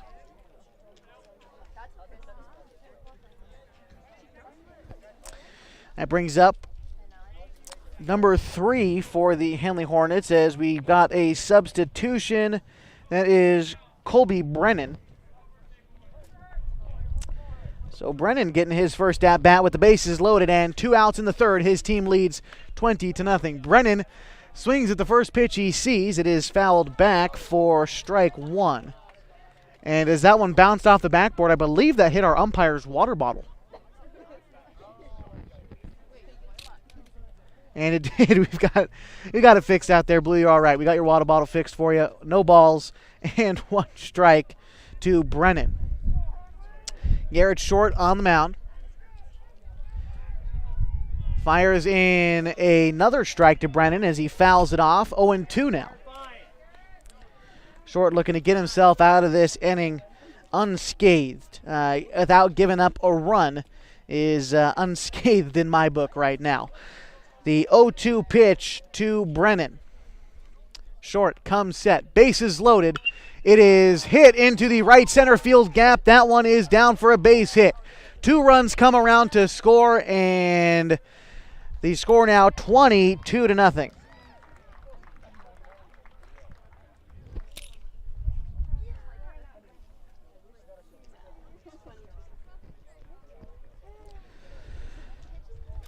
The base hit coming with 2 strikes. Credit Brennan with 2 RBIs.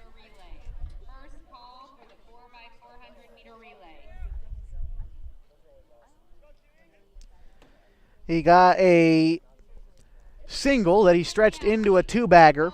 2 RBIs on the day. The first pitch to Tim Orr. It's good for a strike. Orr has got his 5th at-bat of the day right now. So far is 3 for 3. He was hit by a pitch. He singled twice, doubled once, 3 RBIs. Tim Orr flares one foul down the first baseline. Will go out of play foul. Garrett Short now ahead in the count. No balls and 2 strikes. Orr singled in the first twice. Came around to score twice. He was hit by a pitch in the second and doubled in the second. 2 RBIs on that double that was in the second inning. And now getting his 5th at-bat of the day here in the third. Garrett Short with the 0-2. Tim Orr, ground ball to third, fielded nicely by Garlitz. The throw on to first is picked out of the dirt. No, it gets past Jacob Cook. That will go into the books as an E. Well, we'll see what the official score says, but it will be an error on the play. We're going to go ahead and say E5.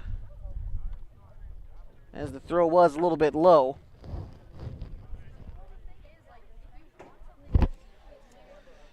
So E5 allows Tim Orr to reach base.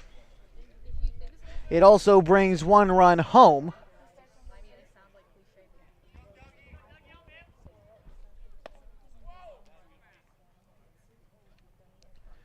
The first pitch to Matt Douglas is high for a ball. Douglas getting his first plate appearance now. He's hitting in the spot of Dylan Tobias, who was the starting pitcher this afternoon for Henley. That one hit hard to third. Garlitz comes up with it. The throw is in the dirt. Jacob Cook catches it. Nice dig by Cook. Playing good defense, and that gets Klamath Union out of this inning. 3 runs come across for the Hornets. They leave 1 stranded. No hits in the, 1 hit in the inning. And again, 1 runner left on. They lead 23-0 over the Klamath Union Pelicans. We're heading to the top half of the 4th inning. Coming up next on 104.3 FM and 960 AM, the Basin Sports Leader, live HD video on mybasin.com. It's tax time! And Lithia Chrysler Jeep Dodge Ram of Klamath Falls will help you make the most of your refund. Double down! Bring us your tax refund and we'll double it to use towards your down payment on your new vehicle purchase. And right now, choose from more new trucks and SUVs than ever and available 0% APR financing for up to 72 months. If you live here, you get it! Double your down payment during Ram Truck Month only at Lithia Chrysler Jeep Dodge Ram of Klamath Falls.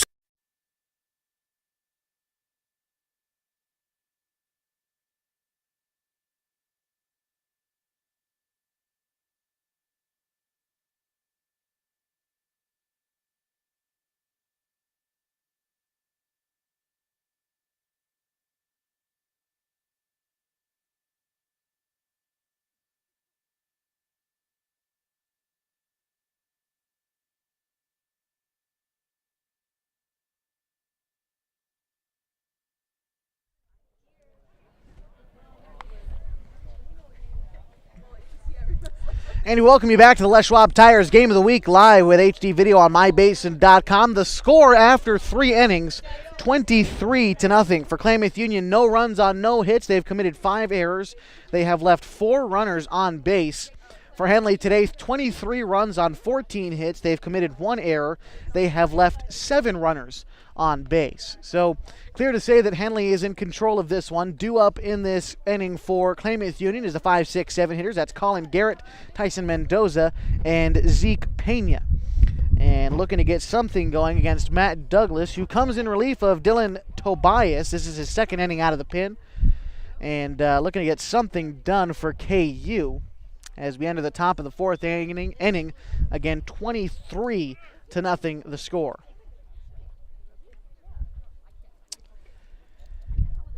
And some defensive changes for Henley as Tim Orr is now the first baseman.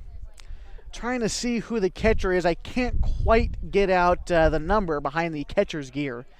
But either way, we know Tim Orr is now at first base. A couple other defensive substitutions that will get you later on this inning as Colin Garrett steps into the box now. He has not yet had an official at-bat on the day. He walked back in the 2nd. He takes a breaking ball for a strike to start the top half of the 4th inning.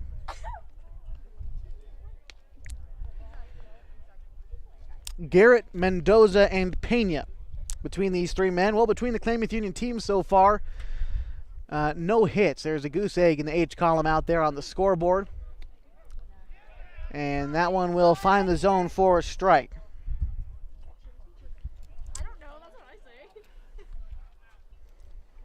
Garrett starting in center field today, made a nice play out there in center last inning defensively. He's ready for the 1-1. That one comes in and is inside just barely. 2 balls, 1 strike into Garrett. 12 runs in the first, 8 in the second, 3 in the third for Henley. That's how we get our score of 23-0. Klamath Union has yet to get a hit on the board so far, but they've had a fair share of base runners.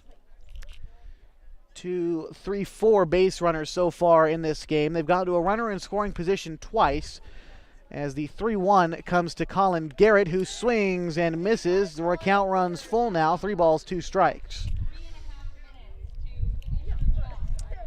For Klamath Union, you'd love to come away with some runs here before this game is over. They scored 4 runs total in the 3-game series with with Phoenix last week. As Colin Garrett gets aboard with a walk.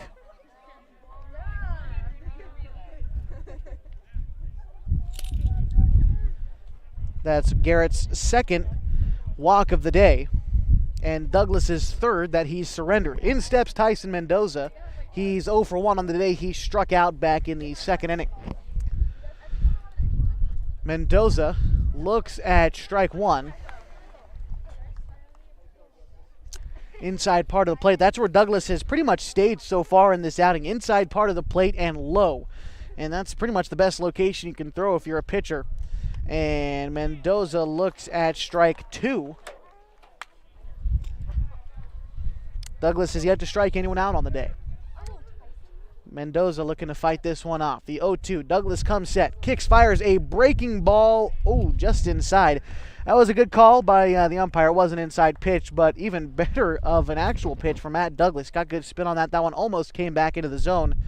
Bit of a backdoor breaking ball there, but not to be. 1 ball, 2 strikes. The pitch to Mendoza is in the dirt.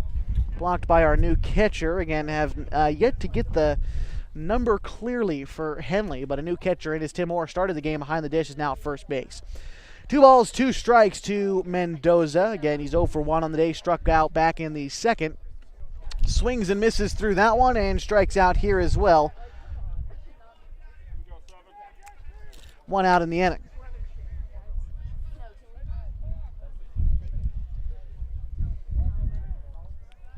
First strikeout of the day for Matt Douglas, and in steps Ezekiel Pena, the second baseman. He is 0 for 1 today with a strikeout in the second inning. The first pitch to Zeke is swung on and missed for a strike. And again, KU, they were shut out in the first game of the season against Phoenix. They scored 2 runs apiece in each of the next 2 games. Looking to put some runs on the board here as that pitch is in the dirt. Colin Garrett takes off. He slides under the tag at second, and he's in there safely. Heads up base running for Colin Garrett. That's something you love to see if you're KU. Runner in scoring position now for the Pels. And Zeke Pena a chance to do a little bit of damage for KU. That's what they've been waiting for, is the KU dugout now getting up on the little front step here at Henley High School. As that pitch on the inside part of the play, Zeke fouls it back.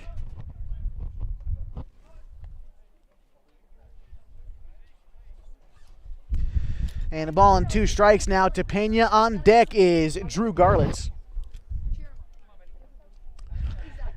Zeke Pena looking to do some damage. The 1-2 is taken inside for a ball, and KU doing a good job of laying off that backdoor curveball that Matt Douglas has tried to get in there a couple times, where it starts inside. He's hoping it breaks back out over the plate, but it hasn't yet for him. The 2-2 is fouled off from Zeke Pena. The count remains 2 balls and 2 strikes.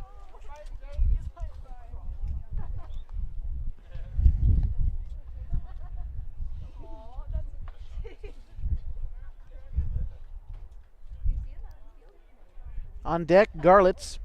Behind him in the hole is Yuli Hernandez. Matt Douglas comes set with the 2-2. Douglas kicks, fires one. It's in the dirt. It gets to the backstop, but Garrett is not moving. 3 balls, 2 strikes. And Douglas has walked 3 batters on the day. Be nice for KU to get themselves a base runner here with 1 out in the inning.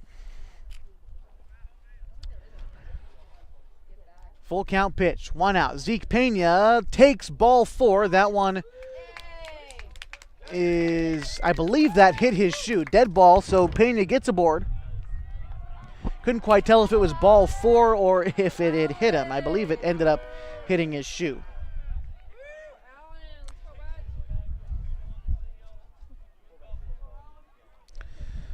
So we thought Garlitz was on deck. It ends up that it's Alan Adams. And Adams, right-handed hitter. Haven't seen too much of him so far this season, but he's got a chance now.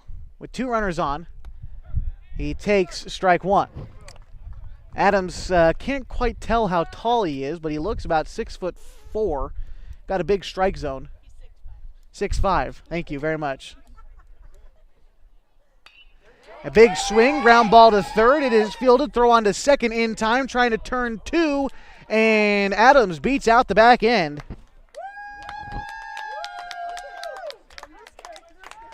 So in the grand scheme of things, Alan Adams really does his job, as there's now 2 outs in the inning. Brings up Yuli Hernandez.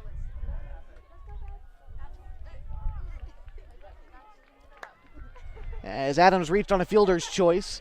Runners now at first and third, 2 outs.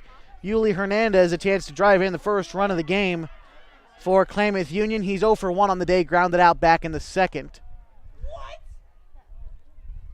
And that pitch is high and in, ball 1.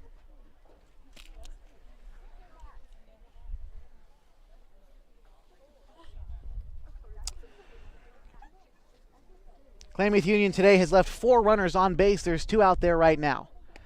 That one will come inside and miss to Hernandez. 2 balls and no strikes.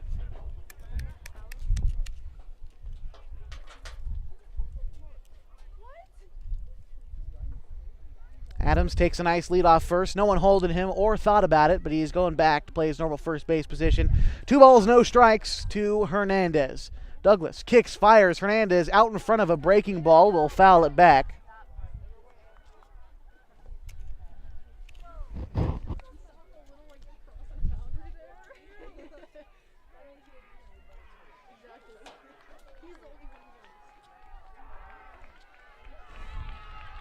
I'm sure you can hear the crowd cheering behind us as the track meet's still going on out here. I believe Mazama, Bonanza, Lost River's out here as well, as the pitch to Hernandez is swung on and missed. 2 balls and 2 strikes. The track meet's still happening out here, and we are in the top of the 4th inning of a 23-0 ball game. Henley is in the lead of Klamath Union, although KU a good chance to score here. The 2-2 pitch to Hernandez is fouled off down into the KU dugout.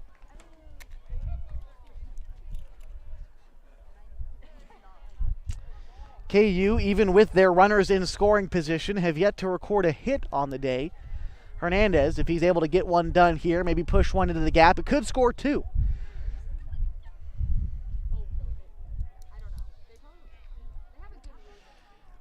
Yuli Hernandez at the dish for KU. 2 balls, 2 strikes, 2 outs, 2 runners on. The pitch is low and in the dirt, full count. So likely to see Adams running at first. And this is where you like to see a ball that's poked out there in the gap somewhere. This could definitely score 2 if you have Adams getting a head start at first base. Likely won't see too much movement from Garrett at third. The full count pitch is swung on and hit into center field. Yuli Hernandez with the first hit of the day for Klamath Union. Alan Adams rounding second, heading for third. The throw is in time, and they get him, but a run does come in to score on the base hit from Yuli Hernandez. 23-1. Klamath Union, they are still behind, but the crowd is excited here at Henley High School. Again, 23-1 the score. We move to the bottom half of the 4th. You got the Les Schwab Tires Game of the Week on 104.3 FM, 960 AM, live HD video on mybasin.com. If you're trying to lose some weight and get in shape, Harbor Isles Tennis and Fitness Club is the best place to do it. Harbor has state-of-the-art equipment, plus certified personal trainers to help you achieve your goals safely and quickly. They also have indoor tennis and pickleball courts, and tons of group exercise classes to help you have fun while you get in shape. When you're done with your workout, stop by their smoothie bar to get a nutritious boost. See and feel the difference at Harbor Isles Tennis and Fitness Club. It's the place to be.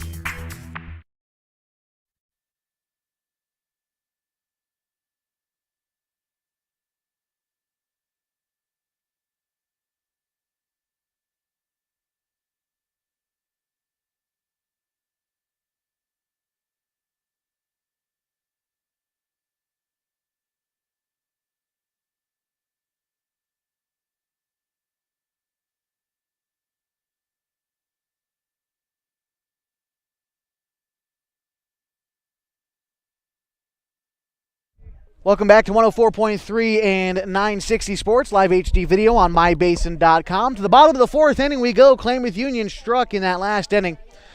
23-1 the score. Yuli Hernandez knocking in an RBI. We saw Alan Adams, who's now in at third base.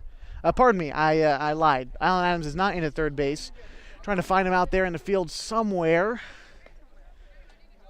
I believe he is going to be at first base.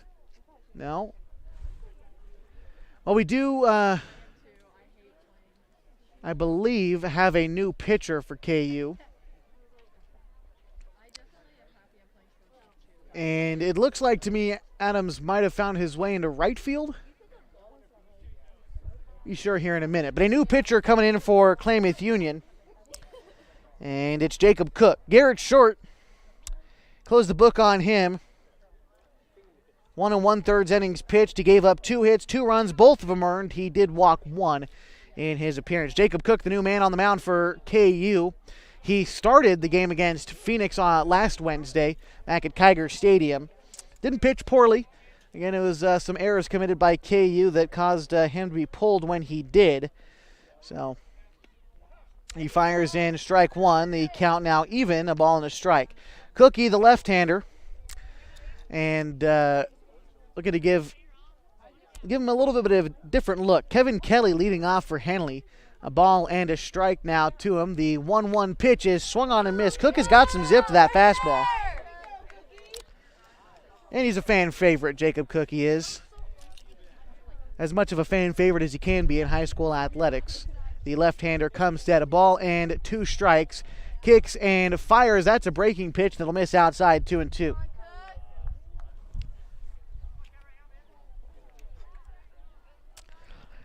Kevin Kelly at the dish. He's responsible for 5 of the runs on the board for Henley. He hit a grand slam back in the second. That one is hit hard back up the middle, bounces right over second base and into center field for a base hit.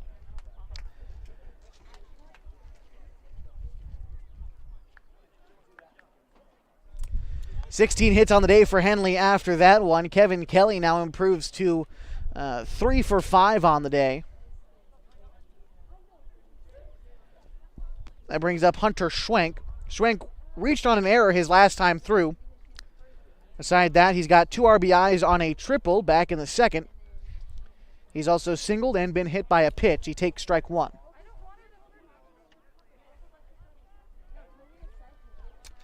The 0-1 to Hunter Schwenk is lined to first past the outstretched glove and will end up just being a single. That thing was hit on the screws to first base. Runners at first and second now, a single for Schwenk. And they're giving him an E3. I don't know that that's an error. I'm not marking it an error in my book. It was out. He tried his best. It was outstretched past his glove. That's a single in my book for Schwenk. Skylar Howard takes a rip at the first pitch he sees. It's fouled back.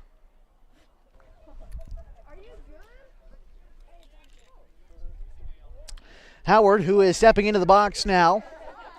He is 1 for 4 on the day so far in his 5th at-bat. He has struck out, flown out, grounded out, and singled so far today. The 0-1 to him misses wide, a ball and a strike now.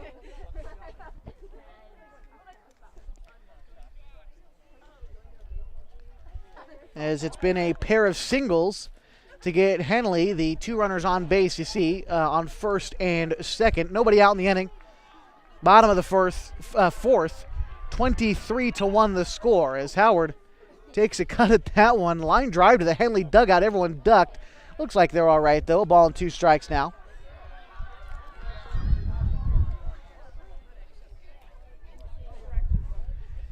And Cook with another 2-strike count. He's gotten the last 2 guys he's faced to 2 strikes as well. The 1-2 is in the dirt for a ball. 2-2. That was a good breaking ball from Cook. He tried to get him swinging, but good eye that time by Howard not to bite on that one. Again, Howard has struck out once today back in the first inning. That was one of the 2 strikeouts that Caden Coulter threw in his start this afternoon. 2 balls and 2 strikes to Skylar Howard.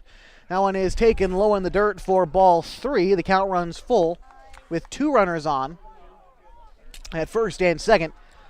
Nobody out in the bottom of the 4th inning. 23-1, Henley leads. The 3-2 pitch is swung on and it's dribbled foul down the third base line. We'll do it all again, 3-2.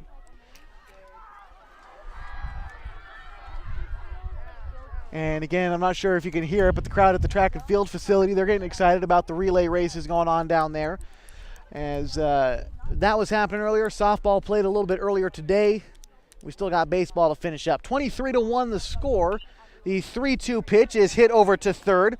Steps on third for 1. The throw to first is in time. Klamath Union turning a double play. The classic 5-3. Just how you draw it up.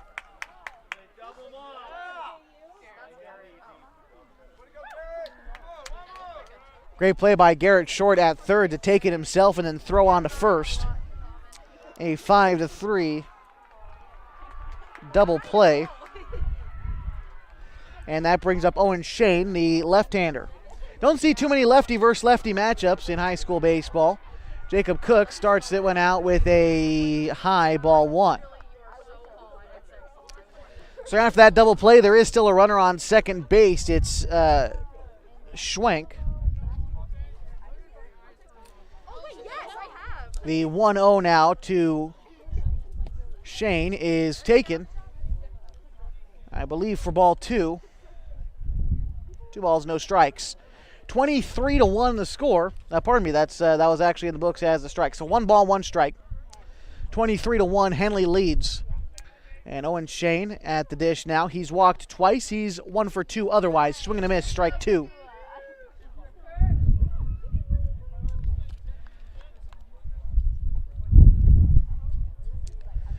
And Owen Shane, again, he has grounded out. He flew out. And he's doubled in his 2 official at-bats. He's walked twice otherwise.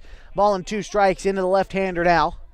He's got a runner in scoring position. The 1-2 swung on and missed, but it is a dropped third strike. He didn't run right away. The throw from Peterson is wide. So confusion all around as the drop third strike rule ends up helping Henley there as Owen Sheen gets a board on the strikeout. So put that in the books as a K for Jacob Cook. And that brings up Blaine Boersma.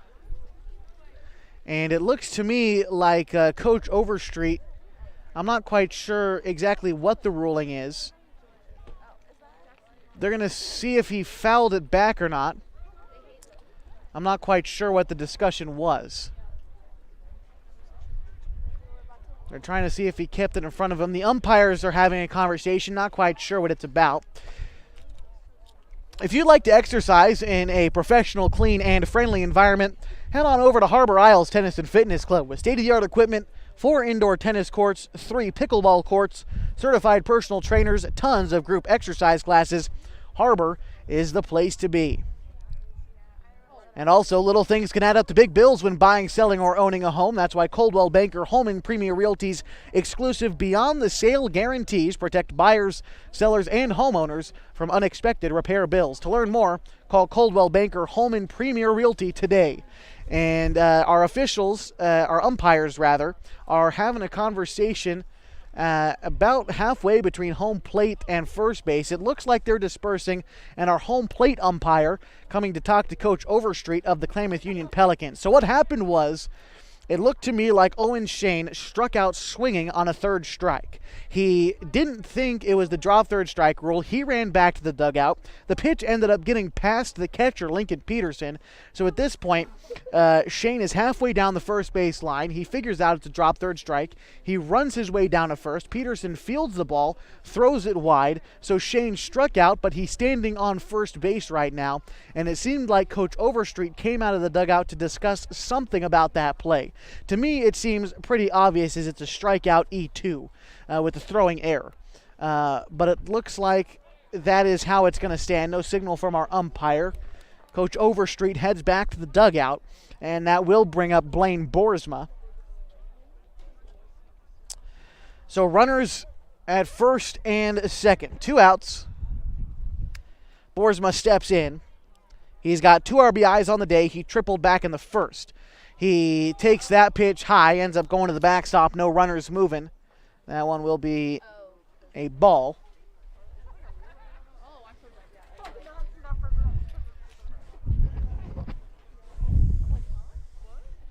Ball, no strikes to Boersma. Again, he tripled back in the first. He was also hit by a pitch in the first inning. And he was walked and singled in the second. Now here in the, he singled in the third. Now here in the fourth, he's got his fourth at bat. Ball and strike to him now after Cook fires in a nice pitch to even up the count. Runners at first and second, 23-1 the score in the bottom half of the fourth inning. Boersma fights off an inside pitch. Ball and 2 strikes.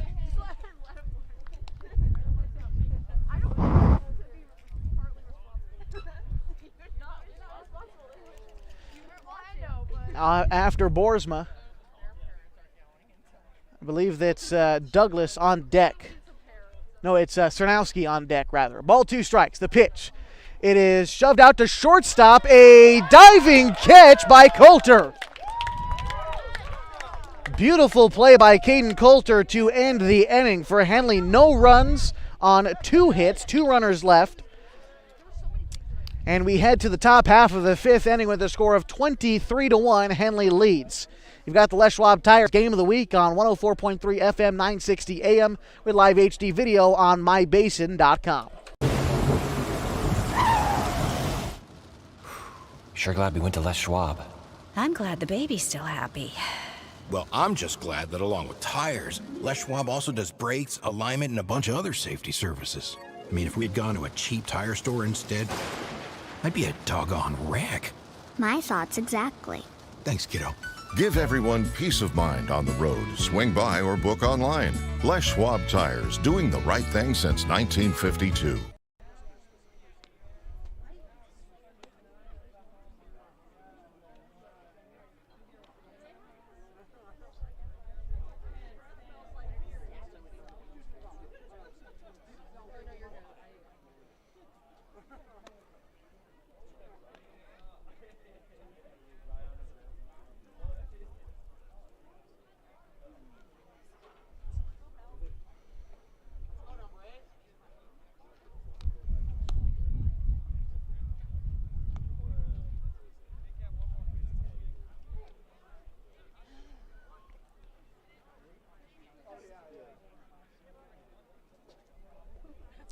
And we welcome you back live at Henley High School, 104.3 FM, 960 AM. Live HD video on mybasin.com. Scoring this one so far, 23-1. Henley leads. It looks like we've got a new pitcher for the Hornets as well. That would be number 12 for Henley. And let me get that right for you. It is Blaine Boersma comes in from third base to do some pitching for Henley. Top of the 5th inning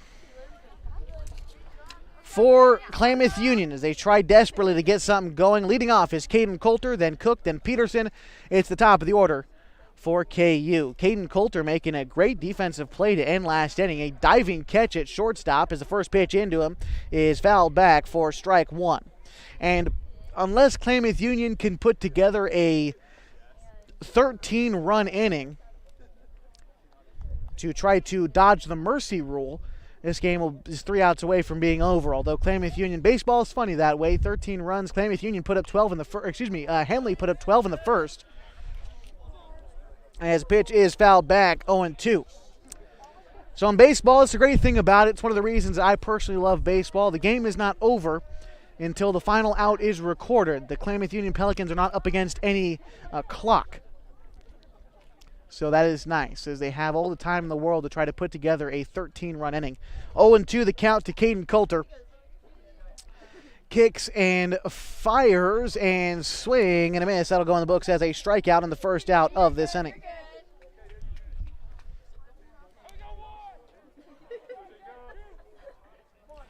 Boersma striking out his first guy he faces. As Matt Douglas went 2 complete innings.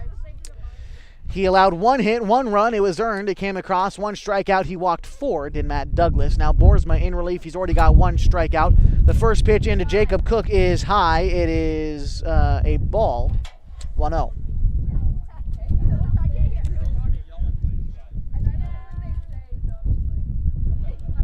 The 1-0 to Cook. He takes that one low. So Boersma misses high on 1 pitch, misses low on the next. The right-handed thrower, haven't seen him at all today, but definitely looks like a Henley ball player. His jersey's dirty. He's been sliding around, played a bit of third base earlier as he fires in the 3rd ball in a row to Jacob Cook.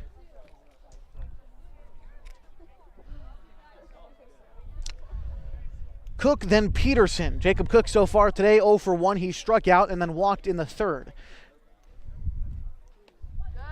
And that, as a matter of fact, is the 3rd ball. So it's 3-1, my mistake. 1 strike did find its way across the plate. 3-1, the count to Jacob Cook now. 1 out in the inning. 23-1, Henley leads. The 3-1 pitch to Jacob Cook is swung on, lofted into left center field. Moving under it and making the play is Howard in deep center field. 2nd out in the inning. 2 outs. Lincoln Peterson is the last hope for KU.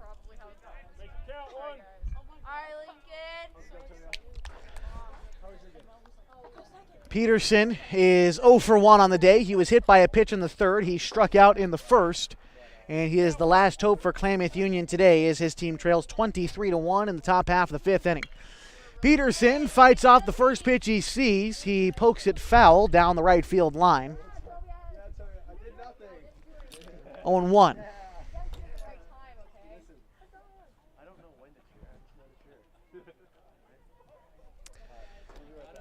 And Boersma from the windup. The 0-1. He kicks, fires. Peterson takes that one low for ball 1. I believe that was the ball. Yeah. Ball and a strike.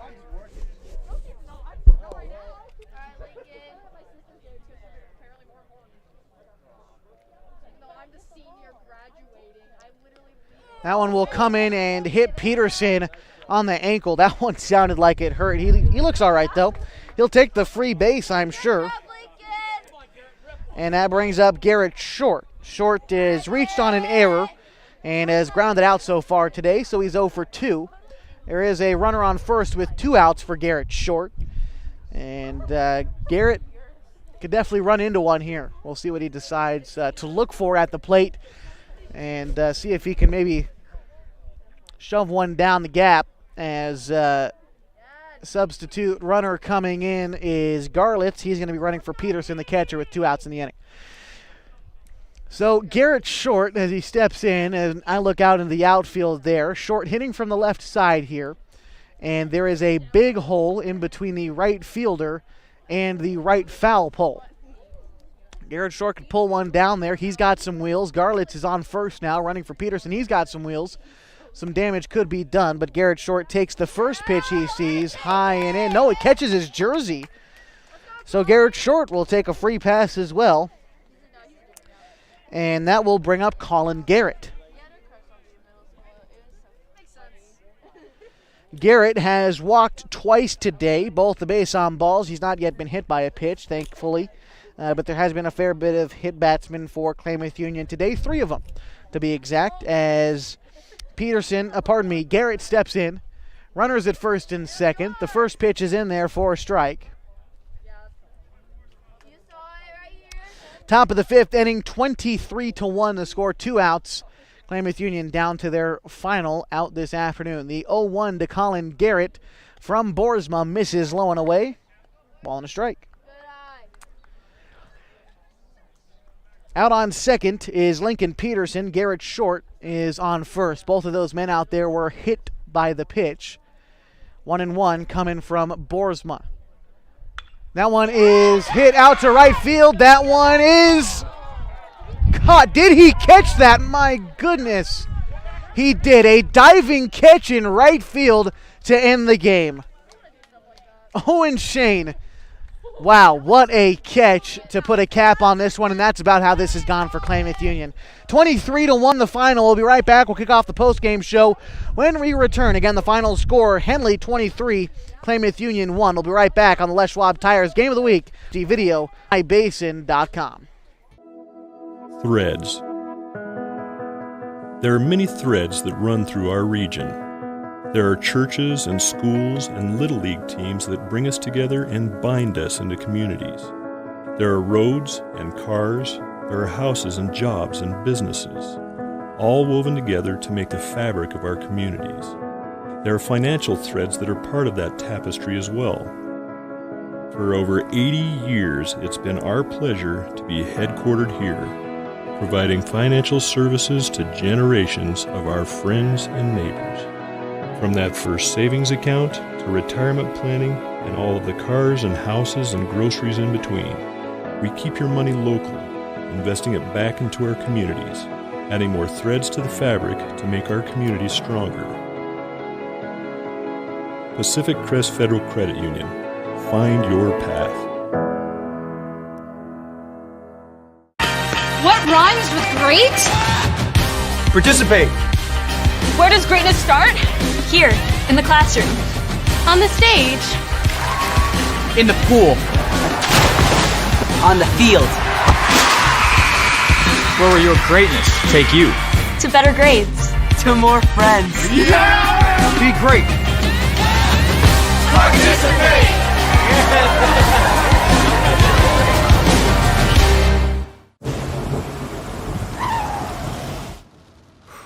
Sure glad we went to Les Schwab. I'm glad the baby's still happy. Well, I'm just glad that along with tires, Les Schwab also does brakes, alignment, and a bunch of other safety services. I mean, if we'd gone to a cheap tire store instead, I'd be a doggone wreck. My thoughts exactly. Thanks, kiddo. Give everyone peace of mind on the road. Swing by or book online. Les Schwab Tires, doing the right thing since 1952.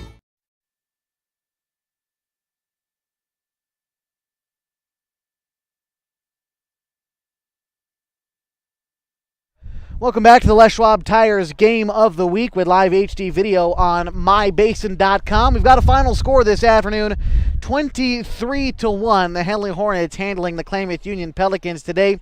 For Klamath Union, 1 run on 1 hit. They committed 6 errors. They left 6 runners on base today. For Henley, 23 runs on 17 hits. They committed 1 error.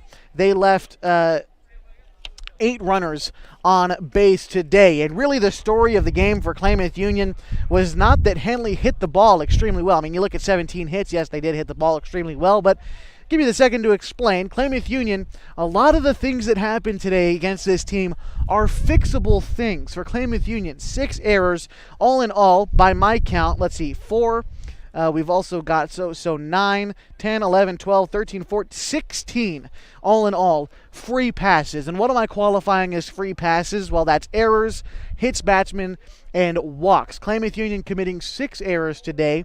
They hit 5 batters, and they walked 7.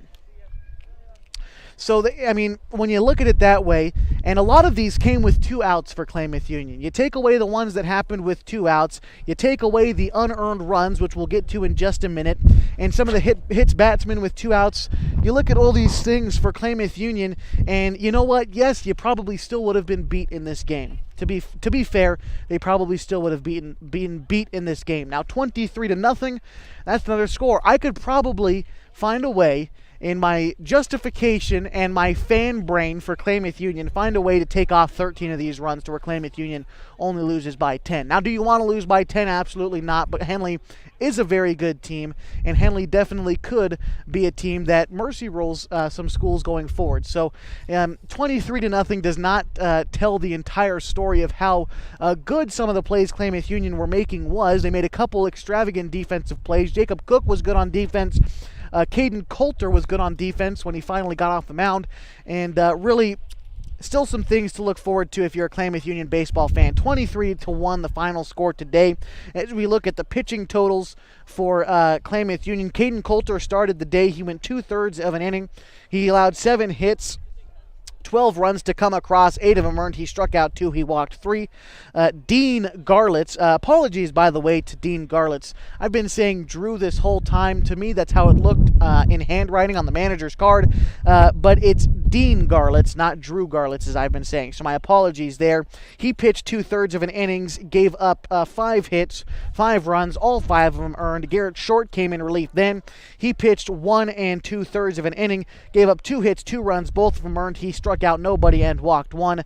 Jacob Cook came in to stop the bleeding for Klamath Union. As we look at the Henley pitching totals, we can see that Dylan Tobias pitched 2 innings, no hits, no runs. He struck out 4. He walked 1. Matt Douglas came in relief, 2 innings pitched, 1 hit, 1 run. It was earned. He struck out 1, and he walked 4. And Blaine Boersma came in and shut the door on the Klamath Union Pelicans. We're going to take a break. We're going to come back. We'll go over the hitting totals and what's next for both of these teams as we look ahead. Coming up next on the Les Schwab Game of the Week, live with HD video on mybasin.com. The final today, 23-1, Henley wins. Sure glad we went to Les Schwab. I'm glad the baby's still happy. Well, I'm just glad that along with tires, Les Schwab also does brakes, alignment, and a bunch of other safety services. I mean, if we'd gone to a cheap tire store instead, I'd be a doggone wreck. My thoughts exactly. Thanks, kiddo. Give everyone peace of mind on the road. Swing by or book online. Les Schwab Tires, doing the right thing since 1952. If you're trying to lose some weight and get in shape, Harbor Isles Tennis and Fitness Club is the best place to do it. Harbor has state-of-the-art equipment, plus certified personal trainers to help you achieve your goals safely and quickly. They also have indoor tennis and pickleball courts, and tons of group exercise classes to help you have fun while you get in shape. When you're done with your workout, stop by their smoothie bar to get a nutritious boost. See and feel the difference at Harbor Isles Tennis and Fitness Club. It's the place to be. It's tax time! And Lithia Chrysler Jeep Dodge Ram of Klamath Falls will help you make the most of your refund. Double down! Bring us your tax refund and we'll double it to use towards your down payment on your new vehicle purchase. And right now, choose from more new trucks and SUVs than ever and available 0% APR financing for up to 72 months. If you live here, you get it! Double your down payment during Ram Truck Month only at Lithia Chrysler Jeep Dodge Ram of Klamath Falls. The innocence of youth. Is there anything any better?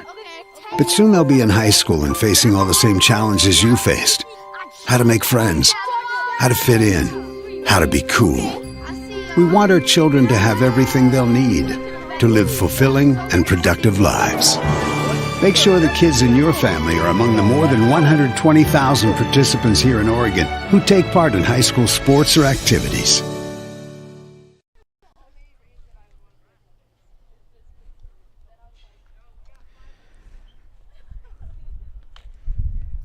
Welcome back to 104.3 and 960 Sports, live HD video on mybasin.com. The final score today, 23-1. Henley has ended up taking this one in commanding fashion today. Only one hit for Klamath Union. That came off the bat of, I believe, let me get this right, Yuli Hernandez. Oh my goodness, I lost it right there. Yuli Hernandez got the lone hit of the day, the lone RBI of the day for Klamath Union. Everyone else 0 for on the afternoon. A couple guys reached on walks and some hits batsmen, but all in all, today Henley took advantage of some defensive mistakes from Klamath Union that again you can clean up, and some free passes issued in the walks and hits batsman department again by my total. Revised total of 17 free passes given up by Klamath Union. I'm quantifying errors, hits batsmen, and base on balls, some walks. 17 of those three things happened today against Klamath Union. That's how we get our score of 23-1 this afternoon. This weekend, these two teams, they match up once more, this time at Klamath Union's home field, right at the fairgrounds at Kiger Stadium, one of the oldest stadiums in the state of Oregon, built in 1948. Hope to see you out there. I will be covering Game 1 of that doubleheader. So if you can't make it out there, you can always watch live on mybasin.com. No radio coverage for that game, as the Oregon Tech Owls girls basketball team will be playing by the time that game is finishing up. And also, the Oregon State Beavers baseball team playing UC Irvine on Saturday. So that's why we will not be able to bring the radio broadcast to you, but we will be able to bring the live HD video broadcast for you on mybasin.com.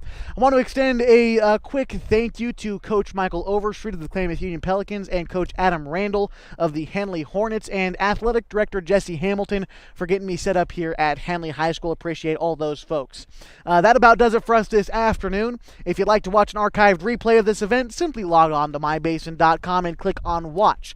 Mybasin.com is your home for everything going on in the Klamath Basin, from news to sports to special events to everything else in between. Check us out online at mybasin.com. The final score this afternoon, Henley 23, Klamath Union 1. Hope to see you again this weekend, and I'm wishing you a good night from Rosser Field at Henley High School.